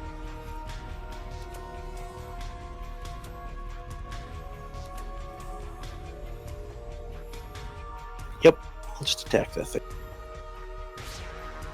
The Kruthic or whatever. Alright, you launch a firebolt over. You hit it for 10 fire damage. It screeches And- as you burn it. I interrupted you. And bonus on it to help. Okay, use your bonus action to distract it as well. It screeches as it looks towards you, leaving itself open. Arkin. Okay, so alright, my first attack will be against the Kruthic. Alright, you have advantage. Yep.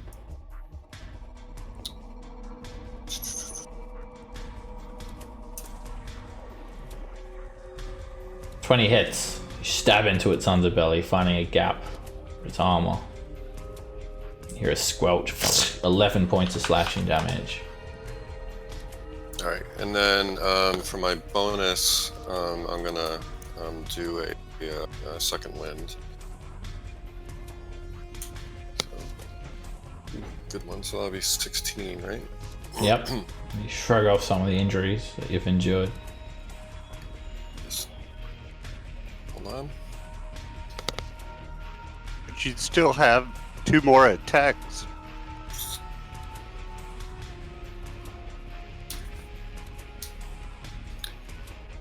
And then, yep, yeah, exactly. So now I will do my second attack. An 11 is a miss. And then I will do my hasted attack.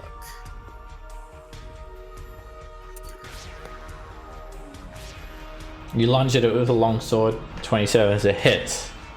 Stabbing into it for 9 points of damage. Screeches some more. And I'm gonna make this one a menacing attack as well. Okay. Sort of roar at it and screech. It doesn't become frightened. Like you hit it for another 2 points of damage.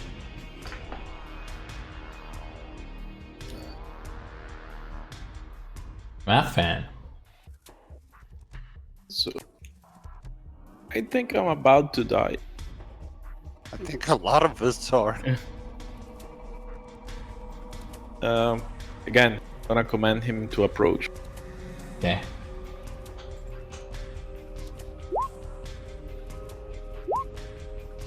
He fails, and his eyes glaze over. Let me come to you. I get ready to be eaten by this creature. He takes a bonus action to dash towards you, and it's his turn there, and sort of shakes his head. No, don't worry, Mariana. Gonna fix you still. Is the pearl getting consumed, or did he bring it away? No. He let go of it last turn. It's floating next to the crystal. It looks like the energy is being drawn out of it into the crystal. Ruthic screeches some more, and Crackhead sort of dives at you, Math Fan, as soon as he breaks away from the spell, and the Kruthic tries to attack you with pack tactics as that happens. With advantage. Ah! 22 hits. Pierces you for 9 damage. Yes, I am down. And its other stabbing claw goes towards Tarkin at advantage from pack tactics. It's a crit, and it stabs you for 7 piercing damage, Tarkin. Piercing you in the leg. Too bad. I can't be crit though, right? Oh, if you've got adamantine armor, then it's 5.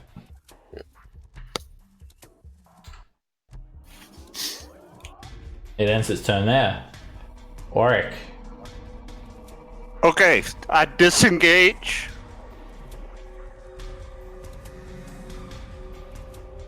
I grab the pearl. Alright, you grab it, you just snatch it up, and immediately the tendrils of energy subside. You have your pearl of power glowing in your hand. Okay. And action from me, hopefully. Okay. Rin.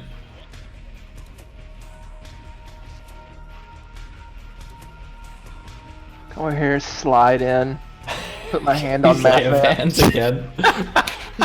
Rin is apparently a cleric. It's not gonna be 5. It's only gonna be 3. I'm trying to. It's gonna go down pretty much after each time I use it because I want to be able to keep people up if I need to. So 3 to my thank you. And just stand there ready with my mace. Holy can.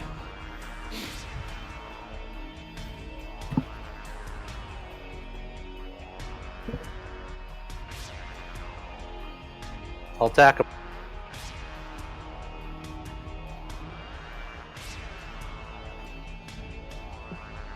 You come over with your scimitar of speed. An 18 is a miss. Bounces off the Kruthic's chitin.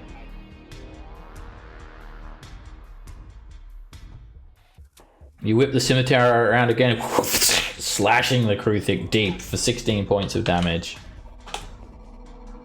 That crucifix looking rough. Is your sneak attack still 2d6? Or do you multi-class? I'm just multi-class. Yeah, I'm only 3 and 3. Tarkin. Alright, I'm gonna go after the Kruthic. So my first attack 19 is a miss. It brings up its arm and blocks you. Ching! And then this will be my bonus attack. 13 misses again. Another block. Alright, this is my second attack. 15 misses. It just bolts its body into you, knocking you back. Alright, and then this is We're about to get really. my hasted attack. 20 is a hit. Alright. 14 slashing damage. Alright, you drive the blade into the Kruthic, and as you stab it, it screeches and drops to the ground. And there's a brilliant flash of light that bursts out from that. And as the light subsides, it's very, very sudden. You see a small glowing figure on the ground, a bloodied figure, and a dying woman.